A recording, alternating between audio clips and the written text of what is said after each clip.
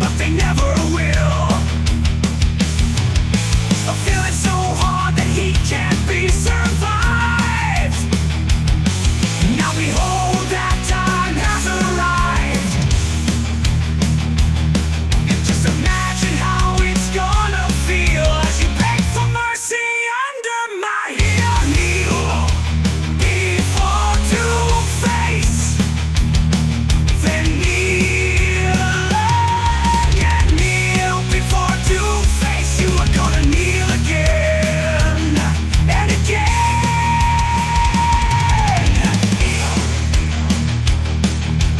Kneel before Two-Face.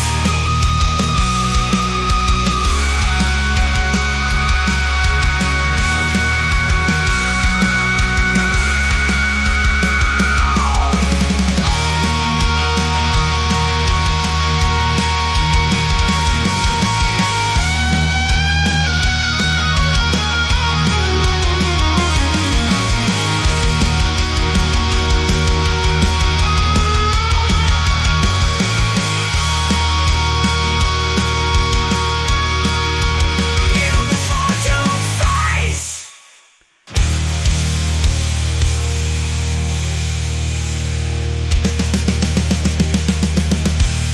Hello, everybody. I forgot there was that ending. I almost came in hot there. Hello, everybody, and welcome to the Sunday Morning Comic Talk, Talking Comics with Sully. I'm here with my favorite guy named Sully, and that is Eric O'Sullivan. Sully, the Sultan of Soup. What's going on, Sully?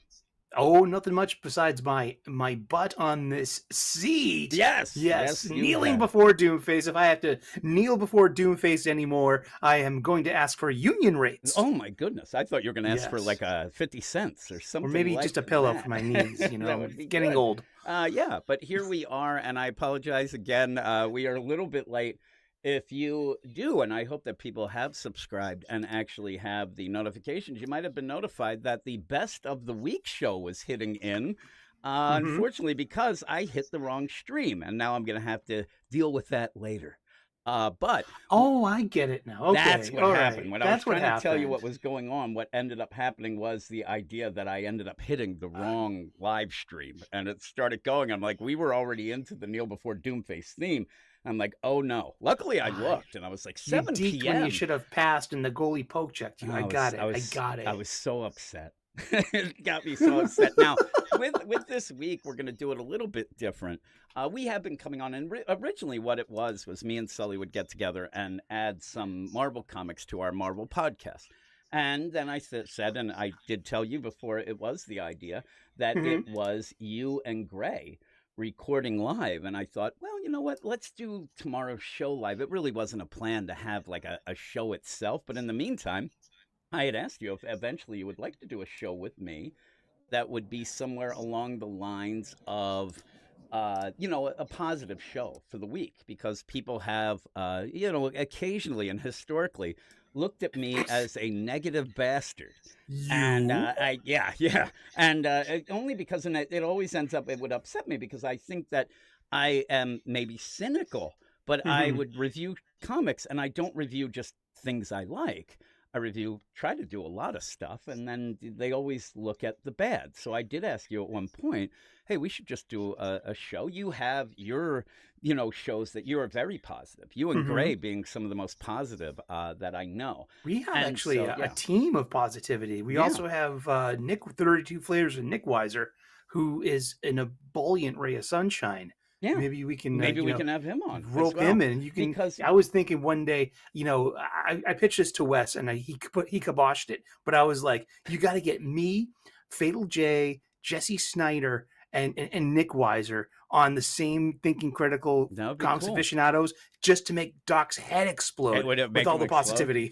Yeah, the funny thing is, that Kneel Before Doomface theme, and the thing is, I'm not even sure if that was the final one. Actually, I ended up, when Aaron asked me to do the theme for Kneel Before Doomface, I ended up making. He'll tell you at least, I'm telling you, 50 of them, 50 of these things. Because, really, different styles. Oh my God, different styles. I had '90s sitcom. I had 80s cartoon. I had old And time 60s and R&B. these are suggestions you plug into the AI that spits out Well, a here's the song? thing. What I do with these things is Aaron told me the deal. I make a demo, then because I can't do all the instruments with that, I end up going, then getting parts of that. I actually, in that one we Mhm. heard, I did play the drums and the bass. That's Okay, I was and I gonna ask next, like, about the guitar solo. and the We're like, guitar. do you lay down a I riff? kind of, but I don't. It's funny because you'll ask me, and at this point, don't actually own a guitar. I actually Ooh, sold almost all my instruments, but it's tough to like get rid of like a drum set. It's not tough. You can find the deal, but that's like a big thing. So I had that in the basement. So I set up some things in it. And that's why when I was listening to it, it made me kind of cringe because the drums are a little bit too in the mix, and they really because of the deal. But yeah, so uh-huh. I do a mix and match of things like that. It is some AI though, so people can get upset about that, but legitimately talking It's to still people that I art. know and people talking to things, there hasn't been a lot of drummers that are actually laying down live drum tracks in quite some time because of the idea it takes so long to tune drums, get them right, and then even keep in Mhm. rhythm. So what they do is sample the drums and usually end up doing that as well. Now there are some that'll be, still doing it, but not Interesting. much. And most I of the would, top 50 to top 100 uh-huh. right now, you'd I would be love to amazed hear at the how much 70s or AI 80s and sitcom things. Yeah. versions of these. Oh, it's pretty That would be funny. fun. But some of Here's where those you though, kneel when you have exactly. a. And some of those, it's like, here comes the doom face. But a lot of those, though, are that, you kind of plug and play and things like that when you get a little crazy. But that's the whole deal. Now, with all that, yeah, and Brandon in the chat ends up talking about the idea when we would have our DC Comics podcast. Eric got involved in doing some songs too, and he liked the double bass drum. That guy he's never met a double bass drum he doesn't like. And it, Mhm. it was insane how much that went on. But with all of this going down, you have, we are recording live. And so I'd like to Yes, we let are. everybody know if you're listening Live to before a this later. studio Yeah, audience. there we go. Now, what I'm going to have to do is this week I'll work up a 90s or 80s sitcom theme for us to go into the show. And we'll if I Nice. remember, we'll have that next week. But we're doing this live. And as I was trying to get to throughout all this nonsense is the idea of I like to talk to you because you get me fired up and positive, and that's what Well, I great. want You to saved the kind of best keep it. for the end of the week. Yeah, and then what I do You've here. slogged it out all week Oh long. yeah. You're depressed. You've been ground down, and you're like, "Give me some sunshine, Yep, Sully." and that is Oh, that is Sully Sunshine. We call him thank you. on these parts, and so in that, I do have a best of tonight. That'll be on Nice. that we started a little bit ago, unfortunately, but also have a previous show, and I try to be positive on those, but it's still I need you to be positive, and in that we'll just talk about the week of comics. I figured that we'll put Hmm. the reviews how we did it kind of that away again because they usually were Marvel, they usually were these side books, and maybe people haven't read those. So we'll just talk in Yeah, general. because it seems like that we're it's our intention to perhaps turn you on to something that is most definitely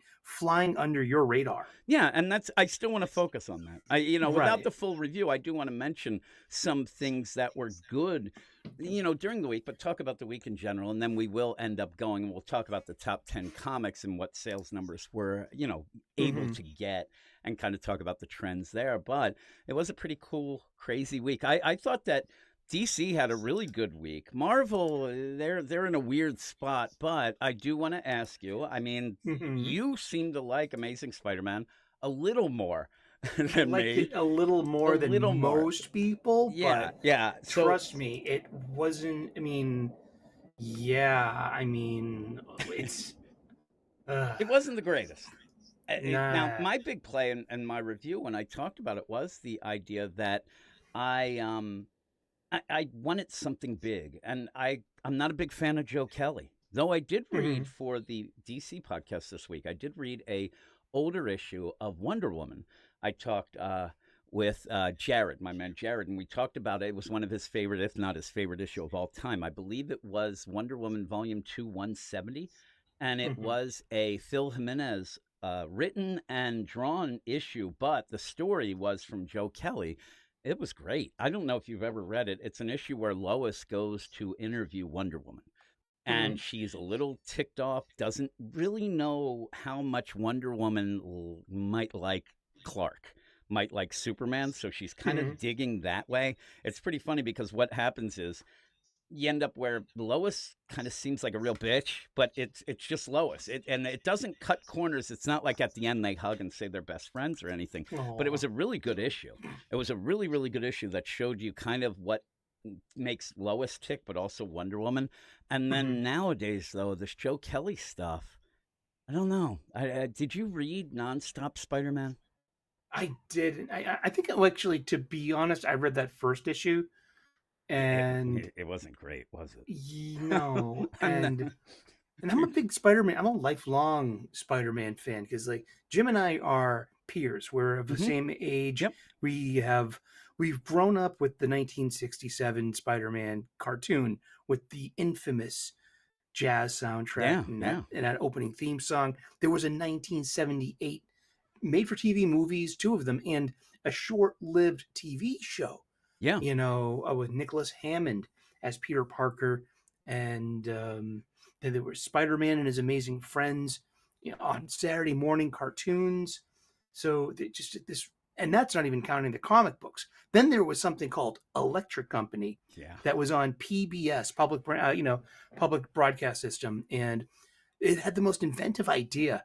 It had a Spider-Man short, and then Spider-Man talked with word balloons. Hmm. So the child had to learn how to read in order to understand what Spider-Man's role in the bit was. Yeah. Everyone else was talking to him, with dialogue, but it was Spider-Man was doing a lot of pantomime, Yeah, he and was. And it really worked. it messed up old little Jimmy's mind.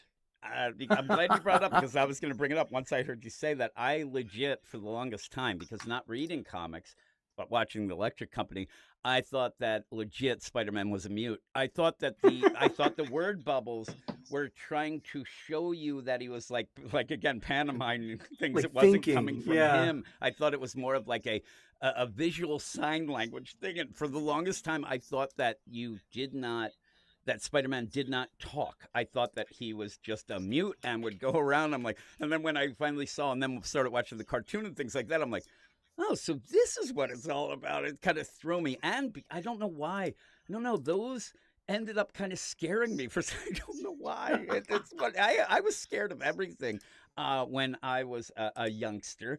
And so when I would read that, but I I did still am. Jeez. yeah, and even then, Electric Company.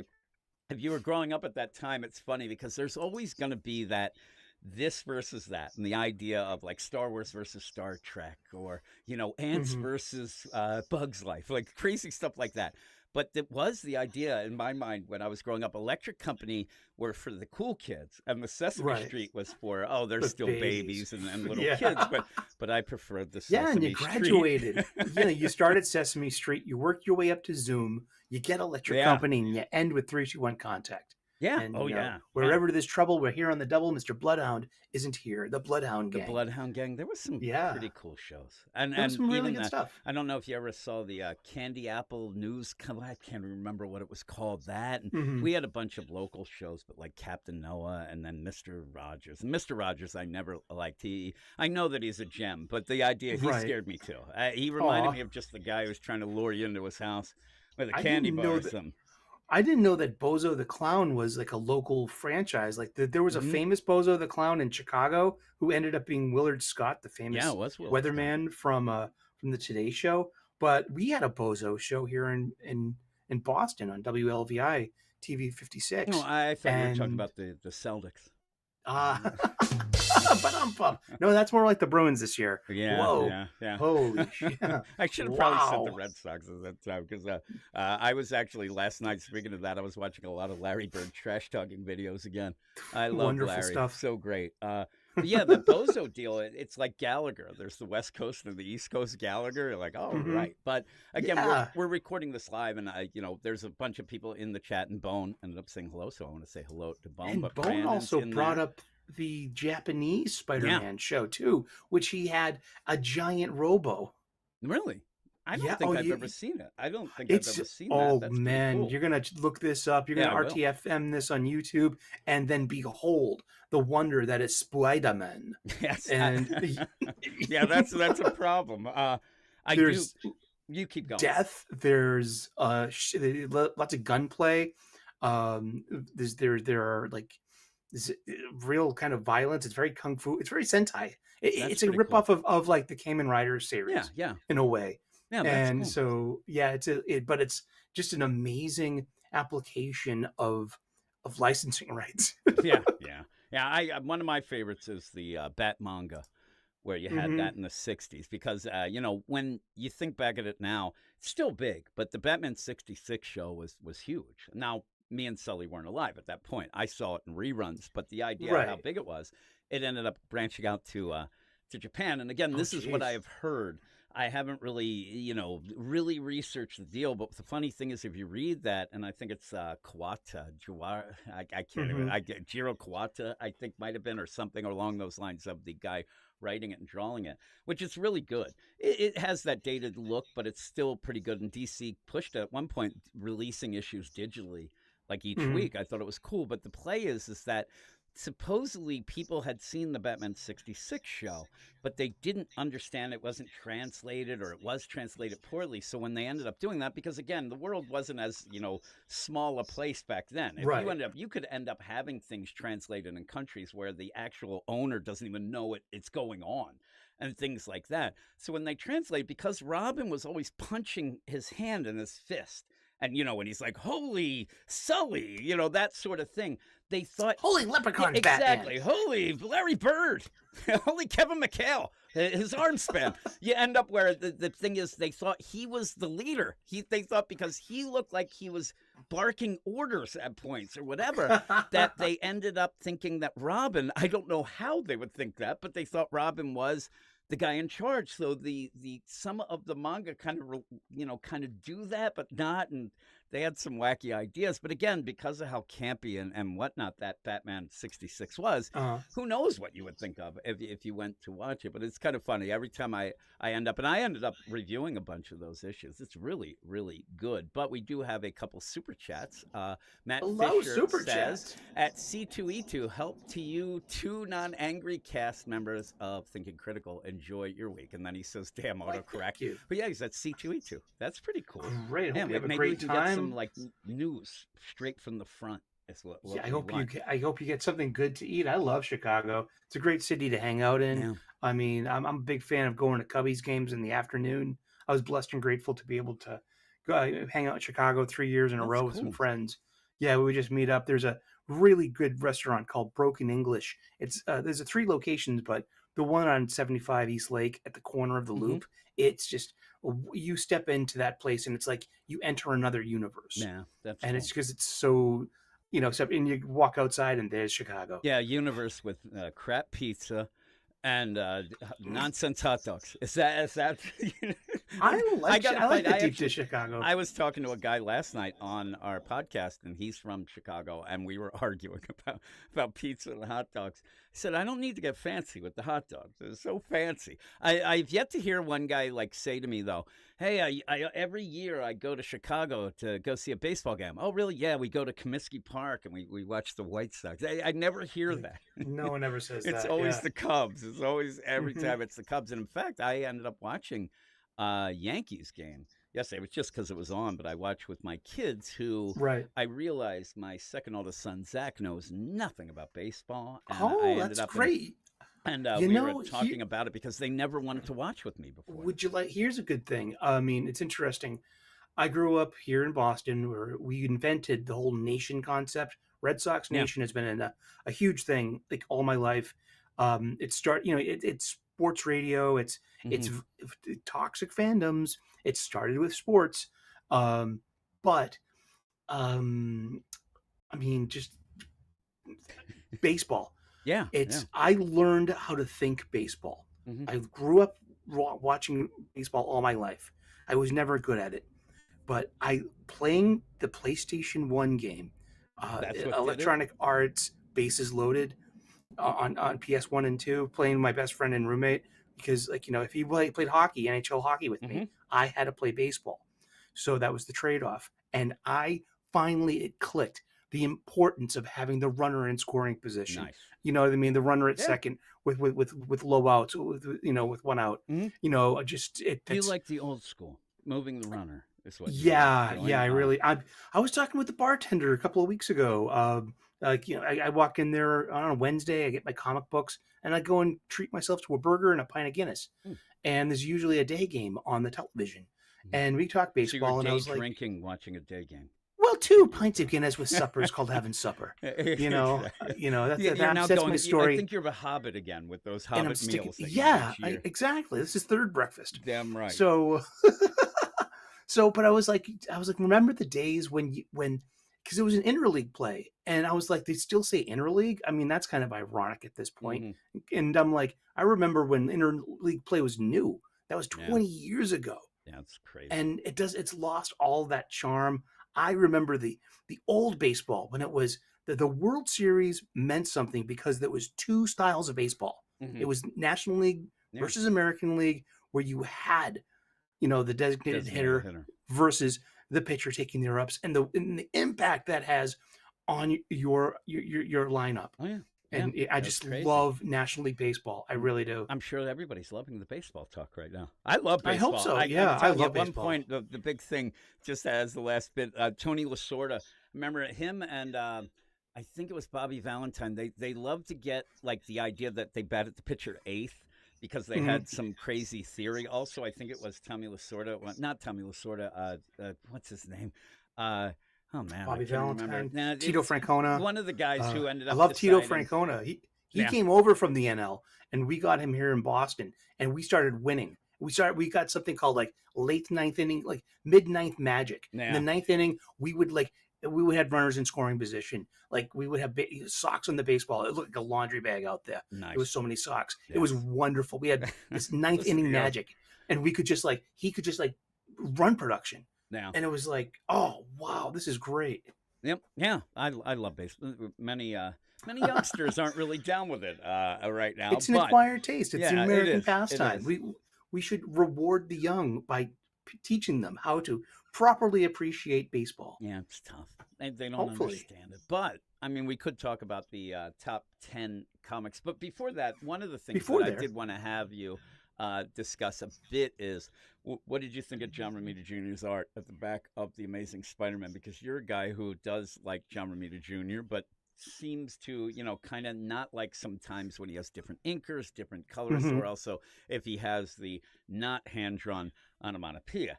And again, my big play of The Amazing Spider-Man this week was the fact that I did think that it didn't feel fresh or new.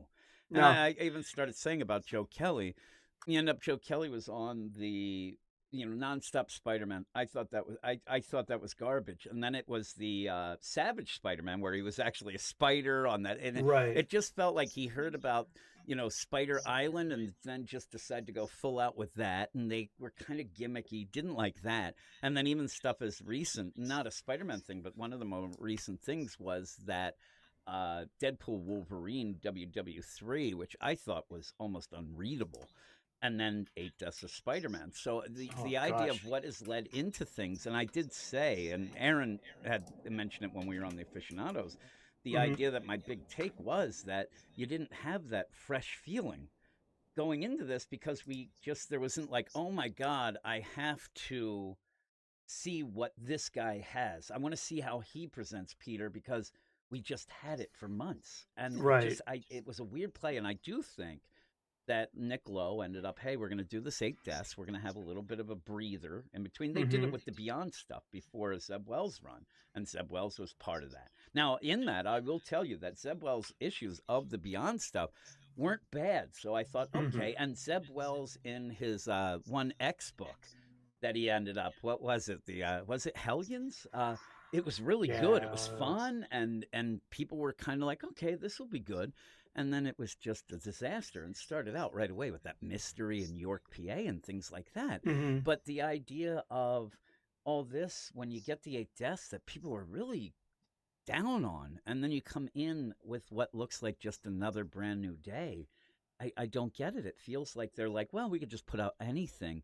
And again, I want to be positive on the show, but it Right. wasn't that I It's thought hard to be when yeah, this is what's offered. I mean, Amazing Spider-Man Volume 7, Number 1 came out this week, Mhm. had literally 40 Yeah. variant covers. Yeah. I Yeah. counted them on the, Yep. on the on the comic book site. We go to League of Comic League Geek, of Comic Geek. Yep. LeagueOfComicGeeks.com. We all use that resource. It's great for thumbnails and, Yep. and seeing that. But I'm always interested in variant covers and especially on what titles. It's like it blows me away to see how many variant covers that Skybound puts out Yeah. for those Transformers books Yeah. and the GI Joe books. But they are milking it and they are making mint. Yeah. So good for Well, them. That's what they Seriously. want to do. Yeah. And again, you put it, you don't have to buy a variant, but some people like collecting those. Some people have their favorites. Like you end up where, like Peach from Momoko. Maybe people Right. don't I've got a love few. the Ultimate X-Men, but they might buy. I'll like, buy they a like Peach her art. Momoko. You'll go. Yeah. Yeah. You like the deal, and she's I've very got a nice. Doctor Strange. I've got it's Stegman McKay's X-Men number 1 with Peach Momoko. She's got a variant cover featuring Magic and Psylocke. And I'm like, there you go, cover girls. Yeah. You know what I mean? Looking Yeah. kind of sexy, but Yeah, in that Peach exactly. Momoko Sexy in a style. Peach Momoko way. And I got 2 random issues of Amazing Spider-Man from the Zeb Wells run. You know what I Okay. mean? Yeah. Because they got Peach Momoko covers. I bought them off of Yule Carter. Who because he gets those. He knows I like them too. So he'll He'll sometimes get he's some like, extra, hey, guess give what I you- got? He'll tap you. I'm like, nudge oh you. yeah, Like, Yep, hey, yep. you should check these out. you know me. Yeah, so like I actually have a guy that I know who sent me some. He sent me a picture, and he had gotten a variant cover. It was a variant cover for Spider-Man with I think it was Black Cat on the cover, and looks sexy. She's laying on a bed, like looking over at you, like you're looking at this. Come and hither. Certain assets are there. But then I saw that he paid like $75 for it, and I was like, "Holy crap!" Like I don't know about that, but yeah, that's what happens. I think it was one of those like limited variants that a store ended up buying something like that from where he is, and he's in Vegas, so I don't know exactly where he gets the things or if he ordered it or whatnot, but he was into that. And then he also had a Absolute Batman cover.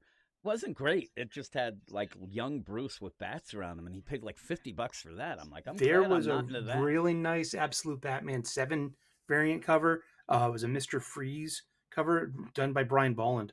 Yeah. And the guy's a master. He still got it, man. Yeah, and that again, is. I like when people end up what they do is they end up getting some things from guys or gals that they do appreciate and maybe aren't doing as much now, but still end up doing covers. And again, that's Alex Ross. That guy just was like, screw it, I'm just gonna do covers. Like I'll just make money that way. Making a monthly book, that's too hard.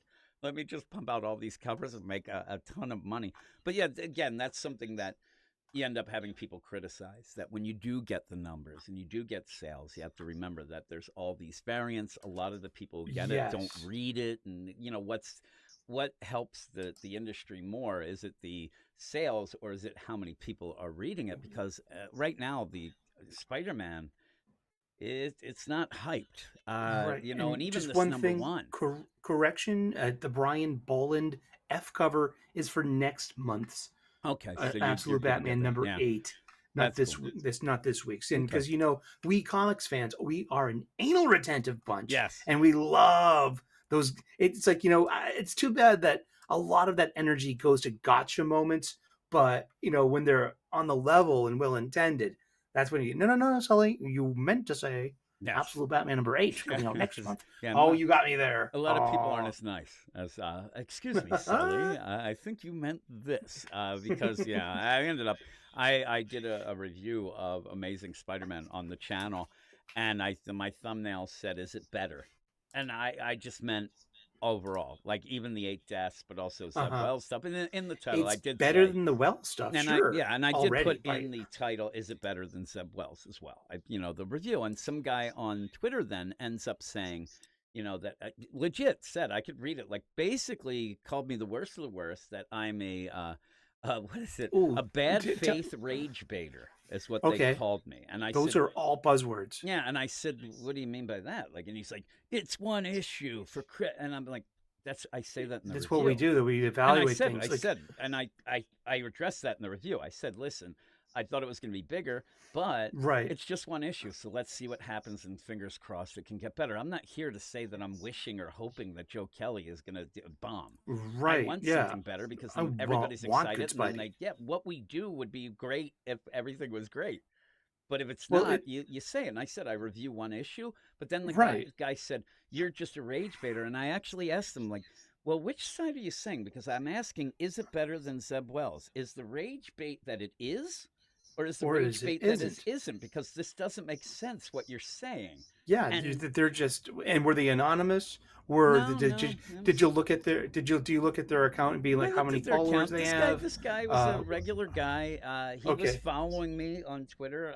He still does. I'll give him that credit because I unfollowed Hmm. his ass. But the idea with that, I don't block people because I don't want you to get mad at me, Sully. So yeah, Oh I'm not going to shit! block people. Hey, So I've blocked a few people here yeah. and So there. They had it again, there's coming though. people who just keep going on and on. But this guy, like, and I said, you obviously haven't watched the video. And then his response is, well, I'm not going to watch Rage Bait. And I said, and what you were saying, I'm kind of going in with what you were saying about people talking to each other and whatnot. So I said to him, Hmm. listen, I think, and looking, I did go, and I will, people say it's stalking, but I did go to his page to check it out. And checking That's it out, fine. Yeah, yeah, I mean, I look at the tone this person's. That's a benefit of the doubt I'll give a person. I'll click on yeah. their profile. Oh, yeah, yeah. I will look at the first 10 tweets Yep. that they've either made themselves or they retweet. Oh, you only retweet other people's stuff. You barely Yeah, have exactly. an original thought. Well, this You're guy had, anonymous. You have less yeah. than 100 followers. All these are metrics that I unfortunately use as a lens now. Yeah, You know. yeah. What happened here though is that I went to look, and the guy he has a YouTube channel. I checked; he hasn't Mhm. done a video in a bit, but he reviews comics. And I Should looked, and invite him on. he You had should some hang out with him. comments, in there where he's like, "This is great, this is great." Not a lot of negative things, so he's pushing it. Mhm. But I said to him, I think that you think you're on a right side of something. You think that Mm. you're there manning the wall in positivity, but Yeah. what you're doing is, and I said, you are the biggest problem with comics today, whether you know it or not. And You are sincere, reacting to glad something handing. without even checking it out. You didn't even look at the video. And he's like, I'm not going to give you clicks. I'm like, your one click isn't That, going to pay the rent there, pal. But don't yeah, I comment on mean, something that you you're don't sharing even your know. uninformed opinion about, That's what I said. as a response to me. And it's like, come on, kid, I'm supposed to take you seriously? How am I supposed to take you seriously? Yeah. You would like for me to take you seriously. I would like to take you seriously and have a great conversation about this. But Yeah. you started off, it's mentioning bad faith, but in bad Mhm. faith. And, Like you said, people use a lot of catchphrases. I don't even think they understand what those mean. And then right. some of them are using them in a way that you're like the biggest hypocrite ever. And again, I It's, mean, if this is where I told you we're going to wing it this morning and where the yeah, it's a conversation free goes. for all. Remember, though, again, why I'm mentioning this isn't just I do get mad at people. I do yell, but it's Sure, not that. I get fired up. It's the idea of I wish that none of this kind of happened. I wish that people would just, and they'll never do it, but social media makes it worse. Of like, okay, I'm going to check out Hmm. what this person says, and then if you have an argument, you argue. But me and you, again, being young, being older, I meant not being younger, being older. Sully will tell everybody if you're not as old as us old fogies, when you used to have arguments, first off, it'd be in person. So if you started Hmm. insulting Right. things, you might get punched in the face. That's one There'd thing. be a But consequence. there People were don't a behave lot of like this in arguments. comic book shops. And yeah, and that's the thing. When you use it, I said one time I had a tweet, and then again got attacked by people, whatever. But comic book arguments. You know what a comic book argument was when we were growing up? Is Superman faster than Flash? Yeah, That was the argument. Now the argument can is, Hulk beat up? yeah, Who those would are win? the comic book Sentry arguments. or Hulk? No, we didn't talk about that when we were kids, but I just thought of that. I mean, ooh, Yeah, Sentry the Void versus, which Hulk though? Is it World Breaker Hulk? Or was it that or Maestro or some yeah, exactly. These are yeah, the exactly. comic book shop style conversations that fuel our interest, that fuel our hobby. Yeah, And we're here for those conversations. yeah. And there's an intrinsic kind of gotcha moment when you do adhere to this my side versus your side. Let me tell you, sister, let me tell you, brother, my world is round. I do not have a side. I told the guy, and that's again just to go with this whole deal, and a couple things from the channel. Matt Fisher, thank you for saying support the channel and show. Hit the like button. Yeah, smash I that like button. Subscribe. And Jagron said at the way back, he did have a question. Says, why is Mary Jane a Hulk monster version? And says, every lady in a symbiote looks still sort of female. I mean, scream agony and look that way. I mean, it would have ruined the mystery. That's all it is. I think that as we see her going forward, they'll probably end up making her look a little less, even though it might be something that they don't want to make her too sexy. I don't know, but I think it was to not have the mystery spoiled because of all the what I quote unquote usual suspects that they ended up having. Not a lot of ladies in that pick, and it would have been kind of narrowed down to oh, Madame Mask. Well, you kind of showed that it wasn't her before. Now in that the whole play of the mystery, like that was not a great setup anyway to get to Mary Jane as Venom. And then at the end, when I ended up talking about it at one point, you can see why it's the weirdest thing. You can see why some of these things end up happening, but that doesn't mean that it's good. Like, that they want to have more books with Mary Jane, and unfortunately they can't really have her a lot in Amazing Spider-Man because their stupid rules do not allow her to be with Peter, so they have to make up for that. But when you get to a Venom after a failed jackpot, you just keep thinking, like, what is she going to be? Thor next? Is she going to be Captain America? Like, Maybe. what are you going to do? I wish well, like that's the thing that goes on with an amazing amount of these Marvel super heroines. Look at Storm. Right now, Storm is a mashup between her and Eternity, the character. Yeah, you know what I mean? Storm is beyond OP right now. She's like Phoenix level strong. You know what I mean? And then you had something like Black Widow getting a symbiote. Yeah, and then you that have did nothing. Like, what I mean? People, I bet you, even now, again, I love talking in these sort of things, and especially live chats, because when I was just going to say, I bet you people, even in the chat, wouldn't even know at a point that Black Widow was a symbiote. But the thing is, most of them are very, very knowledgeable about the comics. So when we're talking about things, it is stuff that it's kind of a cool little insider type talk. But if you went on in the general deal, nobody's going to know that Black Widow was a symbiote. And the only reason they did it was like, oh, they're going to be clever. Black Widow symbiote. I'm like, that's not that clever. Yeah. Not that clever. And it just drives me nuts. Also, again, with all the big thing where I realized that Spider-Man had lost its hype was when Peter died and nobody reacted. Yeah. Nobody reacted. It wasn't even in the news. No. Spider-Man dies. Yes. You know what I mean? Is this Miles Morales' big chance to become really. Spider-Man, the one and only? And even then, that would be people fighting and things like that, but there wasn't even that. Now, imagine the fight for the thwip. Yeah. Yeah. But it's gotten to a point where, at one point, obviously, the biggest thing, and it caused a lot of problems, the death of Superman. And now it's become such a trope and such a nothingness that Spider-Man, Peter Parker, died and legit died. Right. And everybody's like, yeah, I'll be back. Whatever. And yeah, also, of course. what's That's the deal? same way we felt about Ms. Marvel. In her, see, I didn't have, going back to ASM, and I'm going to answer your question too, but going back to ASM 26 as well, with Ms. Marvel being I didn't feel like she was shoehorned in there. I felt she was dovetailed, and I thought it was a simple reveal that, of course, the Avengers are going to keep an eye on Norman Osborn. And so Norman was a little surprised when he kind of like figures out that me and you might argue, the do-gooders are exactly. I feel like I'm in a big minority when it comes to and I had no problems. I love Miss Marvel as a character. I just think she's written poorly. I think she's likable, and it depends on the writer. And I found her sacrifice to be noble of a hero and fitting of a hero, that she took. You know what I mean? She saved existence by doing that. How dare you! I dare. The thing, here's what happens. Here's where I'll disagree.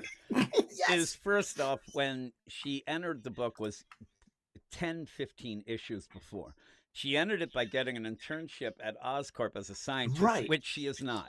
Then, with that makes Norman ridiculously stupid to actually hire her anyway. But they hire her for no reason.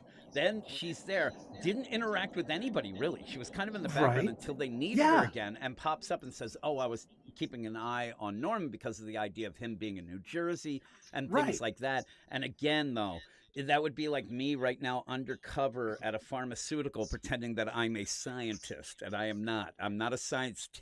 She's a high school kid on a work intern. Of course she's exposing herself to a little older That's now. Fine. And then the thing is, she was not like her best friend, Bruno. I could see. And if I he would was say there, continuity wise, her death comes before high school graduation. okay, What do you even think? so, that then it makes it really odd because she's traveling to this internship and seemed to be there all the time. It's Yeah. weird, but the whole play of it is it was for something that isn't really her thing. She was hired to be a Well, it's scientist. They even cool. I showed her mean, in the lab, and she's like th- mixing up chemicals and things. And that wasn't anything that she would have man, done. there's a great movie that no one remembers. It's called The Spanish Prisoner, and it's Okay. been written by David Mamet. And in the end of it, it's got this like this huge heist and this all this buildup.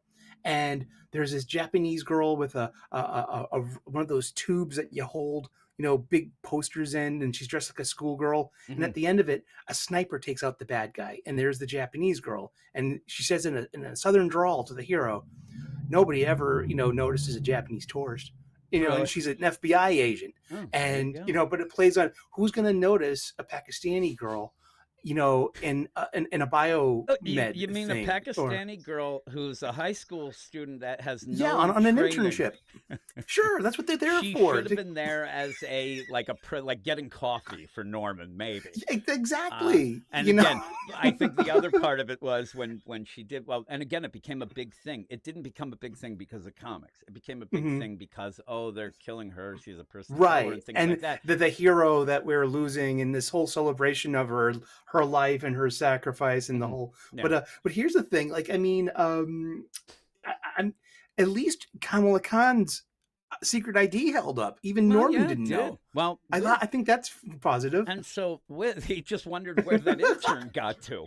He's like Yeah. this intern that they ended up like. There's a other deal where at DC you end up having a lady in the Action Comics who was an intern, then became the acting CEO at one point. Lois is Mhm. like elevates her. It's such a weird play, but the idea where Kamala is there and people forgot when they were arguing. This is when I knew Annie the argument Nocenti was started as a ridiculous. secretary at Marvel There you Comics. go. Yeah. You So know? there you go.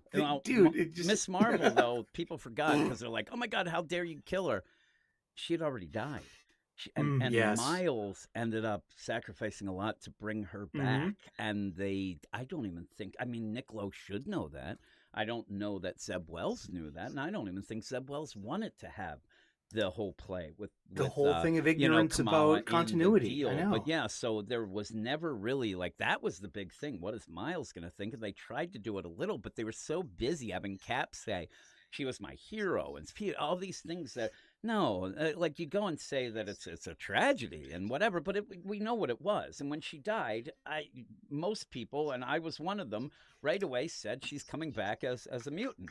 That's Oh yeah, how it's she's going coming to be right back. because of Another the thing with the shows and mashup things. too. These okay, she's Miss Marvel. She has her own power set. She has her own agency and identity, and her secret identity. Mhm. Now she's been grafted onto that. She's an Inhuman. Yeah. Now grafted on top of that, even further, she's a mutant. And it's like, okay, I mean, just that's up there with Storm being Yeah. Eternity, with Black Widow having a symbiote.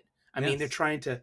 It's like they're taking it's empowering. This is the feminism that's baked into the comics. Mhm. We're empowering Yeah. our female I'll tell you characters. again with the characters and whatnot. The idea that they just have lost the art of introducing new characters. They Mhm. they elevate them too quickly, and it's not just a Marvel thing. Somebody who's doing something a little better with a character that if you're not reading the book, you wouldn't know. But that's maybe the point. Is Mhm. Odyssey a character in the Right, Green she's Lantern? a Green Lantern Yeah. introduced by Jeremy Adams in this run, and she's kind of playing in a romantic foil to Yeah. Connor Kent, Superboy. It's kind of cool too. And Yeah. again, I like the character, but I don't need her leading the Justice League already. Like you Right. had Naomi. Bendis Mhm. came over from Marvel and really did that push like that, the idea of Naomi. And then in the meantime, somebody sees a sketch of Yara Flor. The book's not even out, and they're already talking TV shows. It's Mhm. crazy. It's just beyond crazy. The idea of elevating I them, and then what love her happens is design. yeah, oh, I do too. And the character never really did anything because here's what happens. You elevate a Mm. character beyond their start, and then you're never going to get the start. And you need that Mm. ground floor. It's a foundation of sand. You end up, you need character work before you elevate, or there's nothing to grab onto. but then you're Mhm. past that point. You can't be a leader of a Justice League and then go back home and be like a grassroots kind of thing. You've already done the worst. And those two characters, Naomi and Yara Flor, could have been really, really cool. And now they're just like regulated to kind of be on the side. Naomi, I said, if Yeah. Naomi showed up in something, I actually would get a kind of a weird thrill, like, oh my God, there's Naomi. But Can as it was going on, so annoying. Canonically, is Nubia still the queen of the Yeah, Amazons, or is yeah. Hippolyta back No, from the no, dead? Nubia should be still the queen. Now that should have been also something that Tom King should have been dealing with a little more when you have the Yeah, huh? sovereign declaring that Amazons are outlaws and can't, Put do her anything against and the there was a matriarch. war. But you You only know, had a that'd little, be and actually the one thing that had it was the side book Attack of the Amazons that nobody read. And then I that read kind of that. ended. That was So Josie Campbell, right? yeah, yeah. So you Yeah, ended up having all that. I think it was Josie Campbell. It might have even it been was. Yeah, because I Stephanie read it. Williams and stuff like that. But yeah, you You end were up. pushing me like the DC comics too, Well, it and I was was like, the deal yeah, of that was where you were getting kind of that war type deal, but it just a lot of the stuff just when they elevate people too much, what it feels like then you have people like you again, Kamala Khan, Miss Marvel could be a really mm, awesome great character, right? character But when you if get she it had the shoved best down your writer. throat, you're gonna automatically react to I don't like her, don't make me like her. Don't try to force it at me, and people will react in that way. And then because of that, everything following is just bullcrap because you never establish things, and it drives me nuts. It drives me nuts because again, Miss Marvel could be a really cool character. She's just been written so awfully and forced down people's throats that they just go against it. It's just the case, and yeah, it's the deal. But we do have a couple other questions in the chat. Hmm. Jagron actually says, I think of the big two comics has a chance to be noticed and have hype is Batman's main series with Hush 2 Hmm. and then Matt Fraction coming on with new costumes, etc. Could see great sales. And I do think it's going to be something really big. Obviously, when we talk about the, we'll get to that in a second, the top comics of March, number one is Hush 2, the start of that. And we'll talk about variant covers there and things. Good. But I'm looking forward to talking about Comics Hub. yeah, yeah. And so, Hmm. with all that too, when you look at the lay of the land and how things line up, a lot of things are lining up for that September at DC. I've been talking about this a lot on our podcast and some videos and things. That a lot of things are leading to what seems like some things are ending. A lot of things are kind of ending in September, where I do think because you have a Batman number one, I think that it's a good idea to maybe get some other books with new creative teams. Get a bunch of number ones because if people are going to the store to Give me get a Batman Firestorm. number Give me one, Plastic Man. Come yeah, on. maybe we'll have like some of that. I'm talking bigger books there, Sully. I'm talking good But superhero yeah, books. Like, get you know what I some mean? things Like, going. give us some now you're redoing the Marvel, I mean the DC universe, you're setting things in stone once again. They're all written in sand, we know that. Yeah, Yet, I mean, here, like, we need fire. I want Firestorm. I want a Firestorm book, yeah, man. that's. It I must mean, be people named Eric because Eric, who did the DC thing, one of his favorite characters. He'll show up in a issue where you see him in the back transmuting something. Isn't that enough for you, Sully? Just seeing him yeah, there. I mean, he can be a good character when, like, I I love the old Jerry Conway stuff. See, before we had a better codification of the ages of comics, I thought 1978 was like the end of the Silver Age. It's not. It's the midpoint of the Bronze Age. But we only know that in hindsight. Yep. I feel like Jerry Conway, from his intentions as a creator, I feel that Firestorm is the last Silver Age character. Mm-hmm. Yeah. You know what I mean? As design and structure, and also the simple pithy morality tales too of mentor student. Mm-hmm. Ronnie Raymond is learning Yeah. chemistry and physics through Dr. Stein. Yeah. And it's I really felt like that's something we've lost. Yeah. In the subsequent ages. Yeah. Now, again, what I'm saying too is when you go to the store and you see a Batman number one, you're going to the store to get that. You might think, Right. oh, what else is there? And if you do see a bunch of other number ones, oh my God, a Nightwing number one, I'm going to grab that. Hey, You a don't Batman go and to Robin the number one, I'm going to grab that. You know So what I I've think, noticed at the local comic book shop, at the checkout counter, that Marvel is doing for $14.99. They're doing a smaller.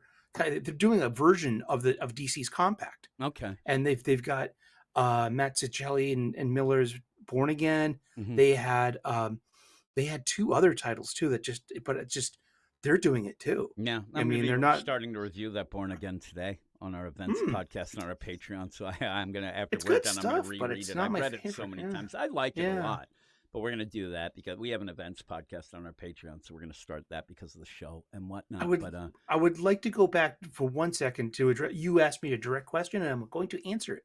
You asked me how I felt about John Romita Jr.'s hmm art in ASM Volume 7, Number 1, and I gotta tell you, it's a little shaky. yeah, It's not yeah, great. yeah. He's got the Johnny Romita Jr.'s got it was inked by Scott Hanna, and they've been a great Yeah, you like that battery. team, right? Yeah, well, for me, I see it as a battery in the baseball sense. What is a Okay. battery in a baseball game? The battery is the pitcher and the And the catcher, catcher. Yep. because the catcher is also calling pitches, and Yep. as well to, so it's, that is the battery, and that's so your battery and comics kind of are a penciler and an inker, and so John Romita Jr. has been working with Scott Hanna for like 3 decades, and he's did some amazing stuff, especially on Spider-Man. hmm Like, Yeah, yeah. but he's got like 2 little like mini chapters at the end, like 2 little Yep. epilogues, one with Norman Osborn and another with the new mystery out in the Okay. desert, somewhere out in the desert. And now we have our mysterious adversary, but it's like, You didn't love it. I didn't love it. Well, because my whole thing of ASM number 1 here, the new one here, is it's all setup and it's Mhm. all status quo, and Yeah. there's very little story told. And sure, we're presented with the mystery with the hobgoblin stuff right at the end, and then the 2 little epilogues. Yeah. But overall, it's like there are 2 kinds of issues. Number 1, you get a story that is satisfying, or you just get the initial the Yeah. opening fire of your trade paperback. Yeah, I'll tell you, one of the things I said in my review was the issue felt like everybody involved didn't think that they needed to light a fire under anybody's butts, that everything was great, everything was kosher, and we could end Uh-huh. up just giving people what we always gave them. It also, now that you say that, what it does feel like as well is not something that's supposed to feel. It felt like an issue that you're getting if a character went away for 2 years and you have to Mhm. reintroduce them to everybody to get them up to speed again before you go forward. Yeah. But everybody knows Peter, everybody knows Spider-Man. What people, I think I wanted at least, was that I go in and not that I thought that I was going to be like, rest assured everything's going to be great. I wanted to go in and at least get some sort of feeling of, okay, this is kind of weird, but I think it's fun. And I did have more fun with this issue than anything that we've had in the past couple of Mhm. years, but it was at the expense of feeling like it was fun but forced in a way, because they're still doing, I mean, really the beginning was One More Day again. It was It Brand New Day. was. It was Brand New Day volume 2, or part, and so it just felt like they were laughing at Those us were again. identical story beats. I Yeah, thought, like, yeah. the first time, like I saw the comparison panels, I was like, oh wow. I mean, I thought there was an artist change, Yeah.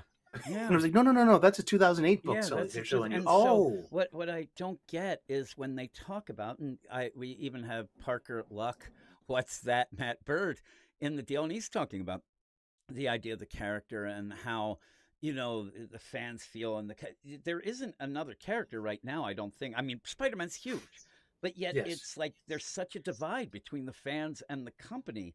And I understand the company saying, and this is always a thing like you would have, especially when social media started, and you have the idea of people wanting extended cuts, and I want this cut and that cut, and the studio's thinking and saying, listen, we know better than you. And Mhm. sometimes they do. Sometimes people get a little riled up and things Right. like I that. mean, But when you have, what's there's that? only so far I can take the who asked for this? hmm Who asked for this? I mean, who asked for Jaws? Who asked for Star Wars? I mean, Yeah. who asked for Terminator? I mean, sometimes who asked for Midsummer? I mean, fucking, that's a great movie. And that 2019, Yeah. Ari Aster, check it out. And speaking of, Jagron just asked if you're doing your stream this afternoon, right? Pretty sure. Yeah. Oh, So Jagron too asked. sorry, that.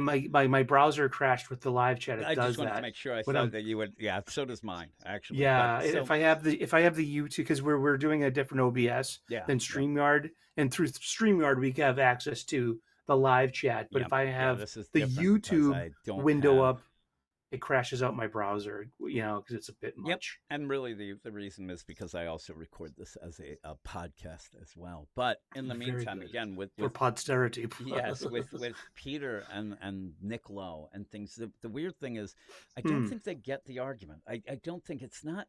To me, it's not just the idea of, hey, we want Peter to be with Mary Jane. Now, there's a lot to that, and a lot of people, but even so, people will argue about Gwen versus Mary Jane. I think that it's more about, we want Peter to progress past the same damn crap that we keep getting. You keep resetting, you keep doing these things over and over.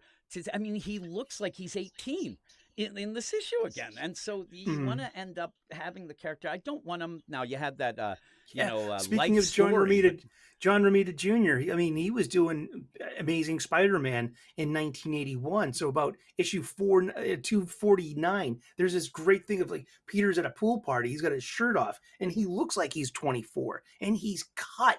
And he's got some great physique, and and it was inked by Dan Green, and it was just this, But like I say, I love Romita Jr. Yeah, But, I just think people just the idea of being married with kids, that's just the personification that he's matured a little and gone. And again, when they say, well, if he has married with kids, well, then what are we going to make him an old man? You have had Peter be 20 for the last 70 years. Like it's in not a way, it's not going to be, if he gets married and has kids, that doesn't mean that in a week later you're going to have him as a geriatric guy. And then when they do that in like a life story and things like that, it's pretty cool. But it's just, I just don't get it. I don't get where they not only, it's one thing to say they don't give fans what they want, which I don't think they do, but then they're antagonistic against it.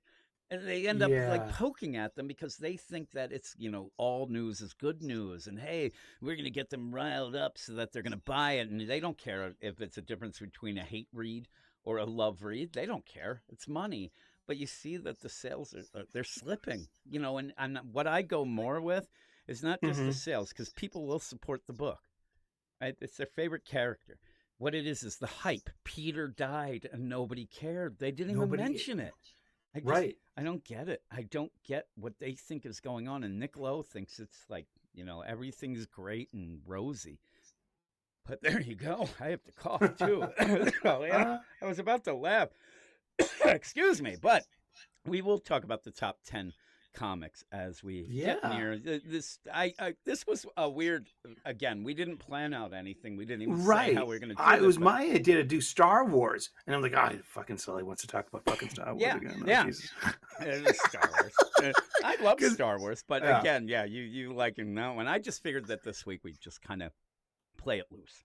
But it's a free for all. Yeah, the top 200 comics came out, and ICV2, the site, has those. Now, these are point of sale numbers, right? And they're not definitive sales numbers. They're about 125 stores, correct? About 3,000 U.S. stores. So it's a very small sample size.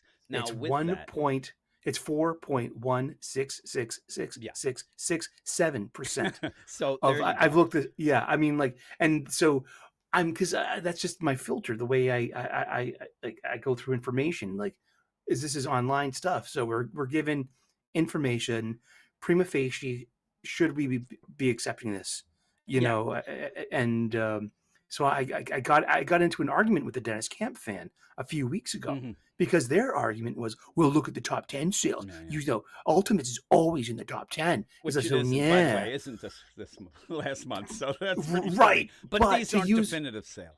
Right. And it's so you're using, so my argument, my pushback was, okay, so you're using a flawed system like Comics Hub that only represents 4.2% of actual comic stores and sales. Yeah. I mean, how am I supposed to take that seriously? And so with that, we have to take it with a grain of salt. Well, with you, I'll take it seriously. Well, we don't. I'm just messing you. I'll just tell you my whole play, because I ended up at one point. Best of what we got. If you notice, Wes does not really do a sales podcast anymore. He used to do it. I think that I got in arguments with him about it and said that it's not legit. It's more of a trend when I look at it, I go more trend wise, that the idea that these stores, these are the big sellers, you can kind of extrapolate it, but you really can't. You don't know these stores, but they are nationwide. It's not like all the stores are in the Northeast or all the stores where you can say, okay, it's even worse, but you don't really have definitive numbers. So when I talk about them, I just always bring it up in the way of these aren't the be all end all, but they do have some trends going. And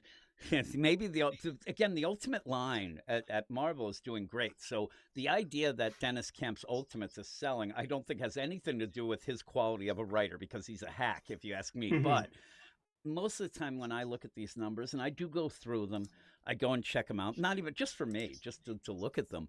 But when I do, there's rarely a time where I'm like, suddenly Fire and Ice is #1. There's never a time that I'm so like, oh my God, that is so ridiculously wrong that I'm never going to see these. Usually the numbers seem okay. I would think that a Hush 2 Batman 158 would be #1. We did get the thing. And one of the things that I did talk about, because I talked about these on our DC Comics podcast this week, and a lot of people will go, and this is another part of it. We're talking Comics Hub now, Sully. The thing is, people will argue and people will get upset and say, it's bullcrap. Marvel and DC stopped giving us definitive sales. Here's the thing. They never did. That was not Marvel and DC. That was Diamond. Diamond released their shipping numbers, and that was not sales. It was shipping. So when you had, and I loved it, every time that you would have, like Comicron would have the monthly sales, I would go. Oh, I love Comicron. I loved it.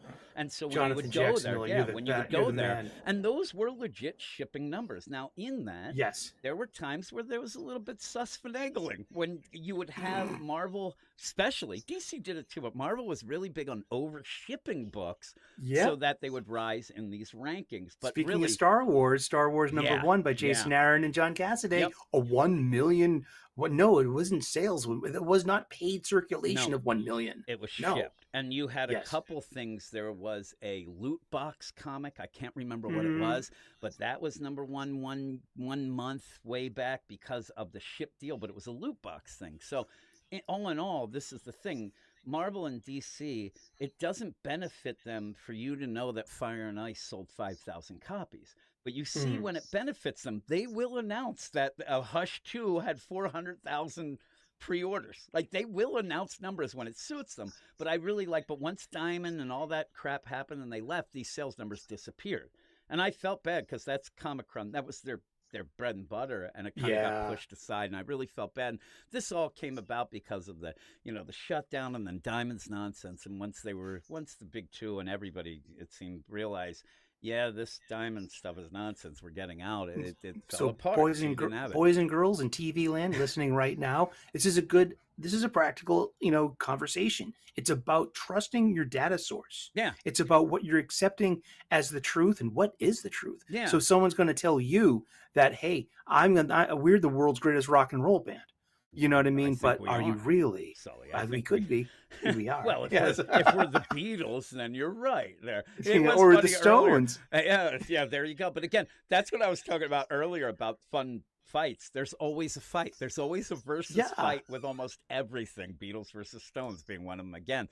And you're ridiculous. But the idea of all these numbers, again, all of that to just say these numbers aren't definitive. They really aren't. But it's kind of a cool way to see if there's trends, what's popular, because what you get from the top 10 is absolute and ultimate universes are what's popular. And that's why I like seeing that, but what I'd like to talk about too as we go through these is the idea that why are they popular? And lo and behold, Nick Lowe, they're popular because people are getting something that they're not getting in the regular runs. And yet you have, somebody was arguing with me, and they keep thinking, they said on my review, the idea of Mary Jane family, whatever. I'm not saying that I'm even a Mary Jane Peter fan. I'm not saying that and legit to piss people off or whatever. I legit think that I want Felicia and Peter to be together. That's what I would like, but that would be fun. In the meantime, there is a blueprint out there to show Nick Lowe and Marvel what people like. Now, they may think that if they put the MJ Peter in the regular continuity, that might lessen the feel for the Ultimate deal? I don't think so. But No. it's showing you what people really want, and they don't go by it. Now, in the meantime, it seems like at the absolute side, DC side, people just may want something different, but because Batman is the big thing, they just want some fun action that's stupid and kicking babies. Yep. There's something to learn from it. You know what I mean? And it's very They want cartoony. that, yeah. And it's She's big and chunky. huge, and it's funny, and you end up watching it's crazy. Oh, I love the whole Bane friggin' outrage from like what 3 weeks ago. Yeah. We got the reveal of Bane and his tiny Brand head. And Nolan I'm like, was I'm yelling about it. yeah, and I'm like, oh come on, I'm fine with this. I mean, they got the coloring right on the Venom hoses, which I miss. Now it looks like Bane, and it's because his muscles are gonna swell up. Will his head follow? You know, and we He's a know pinhead. how we know how big Bruce is in this universe. he's So huge. Bane is fucking huge. Wherever there, I think that I think Bane's taking extra venom because I think venom's just in the milk. He's taking this absolute universe. venom. Everybody's huge. Even then, I'm sitting like that. Yeah, I sit there and I'm sitting there and I'm Graham Nolan. Where the hell were you when Tom King had Bane naked sitting on a bunch of skulls? That's the Bane I didn't like. I didn't need that guy. But he was probably cashing checks at that point or whatever. Yeah. But, it was weird. Again, he stepped back. He really was pissed off about that. But then realized he looked like and again, whatever fight you're in, but he really came off as a dick saying bad things about another artist. I think artists themselves should not be criticizing that much another artist like that, and really ended up, I think, a lot of people, and maybe even a Scott Snyder, and people got a hold of him and said, listen, you don't look great in this. So, and then he had a somewhat apology, and I love his art. Yeah.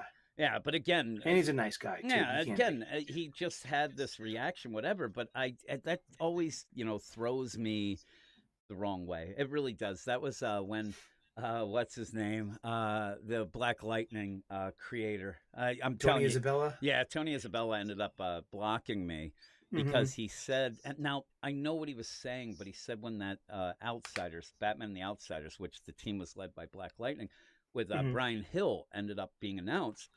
He came out and said, Brian Hill doing the character, and if you don't know, Brian Hill is a black man, and he ends up where he said him doing Black Lightning is racist.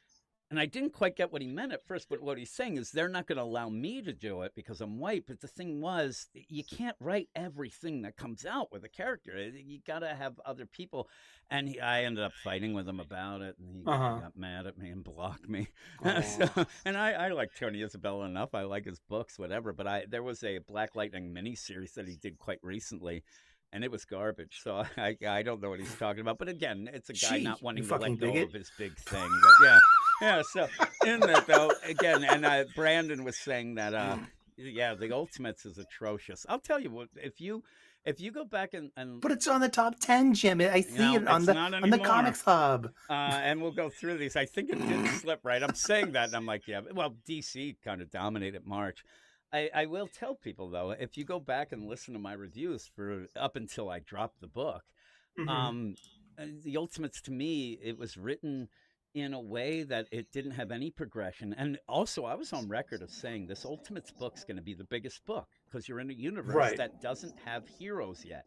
They're trying to come back, and this is the book where the heroes will be exposed. They'll be out, and this will inspire everyone else. Instead, Dennis Camp's doing these like little, hey, I'm going to do a one-shot about Midas buying the White House. It seems like a book based on concepts, not story.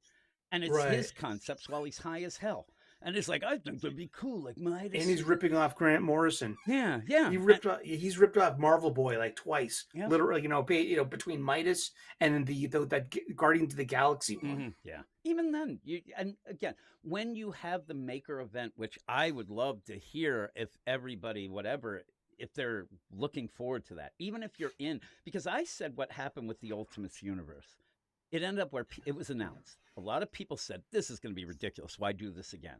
Right? That was one of the things. Then Hickman had those lead-ins, Ultimate Invasion, things like that. Most of the people that I talked to didn't read them. Then the books started coming out, and the minute that Ultimate Spider-Man came out and people said, oh my God, Peter and MJ, people jumped on and didn't know, they didn't care about the concept of this universe. They just cared that, and I'm not saying that's wrong. Peter and MJ together was the thing. And then when I would talk to people and they're like, with the Ultimate X-Men, Oh, because then that's not an X-Men book. Which again, if that's your Right. thought, then you don't like it, whatever. And Sully isn't reading it anymore. But what I said is, you have to Oh, Maker I got read it rid every of a month. lot of things, and so Torture myself. and there was other people who were even like, "Where's this guy? Where's that guy? Where's this guy?" And I kept having to say to him, "Listen, this is an altered timeline where Maker took these people away, just Right. He left took the away their bad inciting guys, incident. Yeah. and yeah, so this has to work through." And And now, people didn't really understand that as much at the beginning, I think, and maybe not even now. They don't care. I think most people in this Ultimates deal, I think they're there for Peter, Mary Jane, and the kids. Peter, They're Mary there Jane. with the Spider-Man, Jim, and can you you go vamp for forward. just a second? Yeah. I gotta pee really bad. Okay. I'll be Well, I'll back in keep 90 going. Yes. seconds. There you All go.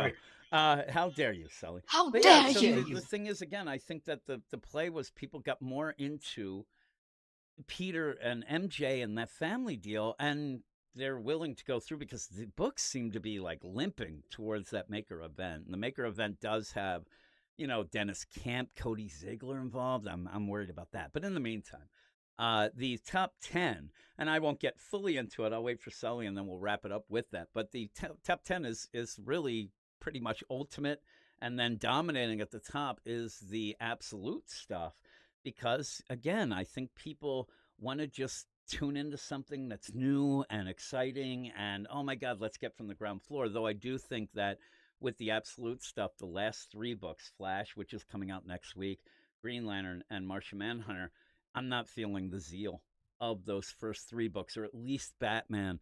And now, as Batman, Wonder Woman, and Superman have progressed, a lot of people are actually getting more and more into those first 3. If you're like me, I love Jeff Lemire, so I will give him benefit of the doubt and keep reading Flash.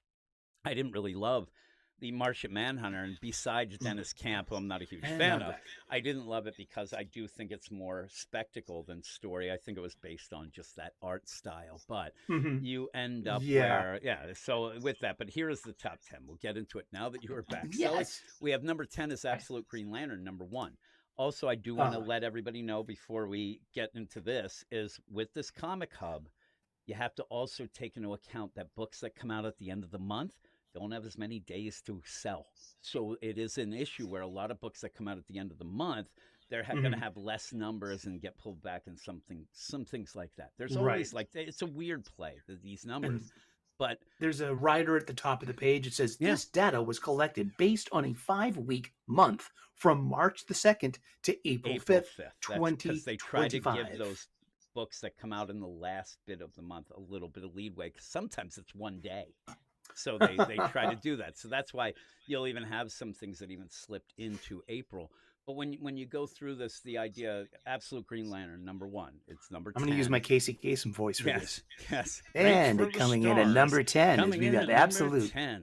Green Don't do it. Lantern. What is it? Those A very long distance shout-outs. dedication. A long distance dedication to a boy whose dog had died. That's the best Casey Kasem. The if giant you ever lantern heard landed that. on my dog. He flips out. But yeah, Absolute Green Lantern number 1, I didn't love. I'm not a huge Al Ewing fan anyway. Right. But I also think that the art was a little off.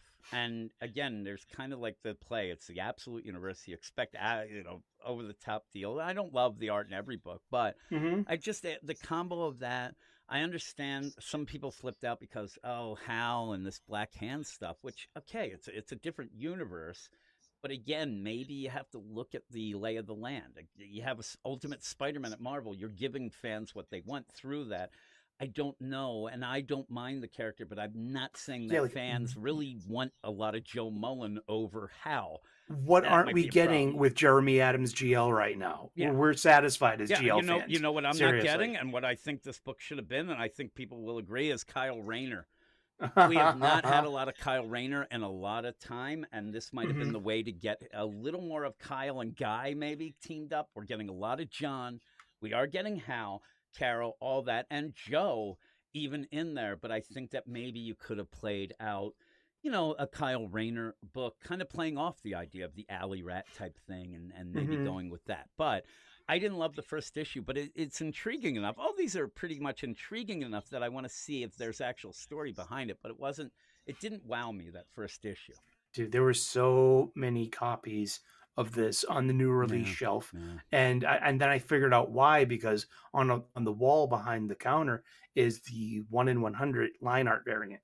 Really? So oh yeah, Yeah, so yeah. they had So a he had to get a big, bunch, and and yeah, it's one of 3 stores, and it used to be 7 stores, really, so they used to have a lot more buying power, yeah. and few of them closed, and 3 of them, at least 2 of them, are under new management. So there's only, it's called New England Comics. It's where the tick comes from, Yeah. you Oh, know, that's and cool. Yeah, yeah. That's yeah, awesome. it's a pretty sturdy. Here in Massachusetts, it's like this is probably our biggest chain. Everything else is like mom and pops. Okay. And Yeah. Newbury Comics doesn't count. Newbury Comics is literally that Funko Pop Oh, yeah. store where you get vinyl and T-shirts and, And and, and tchotchkes. I'm looking in the chat. JK says that they like Hi, the JK. yeah. JK said they like the Lantern book, and that's cool. Again, Cool. I think that with even Flash, which again I'm a Lemire fan. When I got done those, it's a weird play because you have these tiered deals. We're already at like issue 7 of Batman, so we know what's Yeah. going on there. Finally, Superman's making a little more sense. Wonder Woman, we have that. Then you start again with these, and you almost like want them to catch up the speed right away. Like you want to know everything. I understand that we're not going to get that, and these are a lot of mysteries involved, and they're playing the mystery of it being a different universe. But it's just at the end of that Green Lantern, I didn't have that like, oh man, I got it. Was again, I hate mysteries that at the Mhm. end, the thing that keeps you going, a cliffhanger that keeps you going by, you want to know Right. what the hell is going on. Not that I think, oh man, this is awesome. It's like, man, Martian Manhunter is It's the case in point. I end up it's at the not end of that, I'm like, satisfying. what's It's going not a on? satisfying story. It's Yeah, all set so up in status quo. It's no story. yeah, so I hope You know. I hope that I all of these I'm gonna give well, I'll be reviewing them even if I don't like them. But normally if I was buying them, I'd give them at least 3 issues, if not 5, for this Mhm. whole thing. Yeah, I've Mainly because the given. first 3 have kind of hit and were satisfying, so they gained my trust a bit. So Yeah, I've given yeah, I've given Absolute Superman 6 issues so far. I was gonna it's fail getting about 3. better a bit, It's getting right? better. Yeah, And got a little better. you still need more of what Cal's did. It's so weird not getting enough Cal. But number 9 is Ultimate Wolverine. Number Hmm. 3, a book that I read and reviewed the first issue.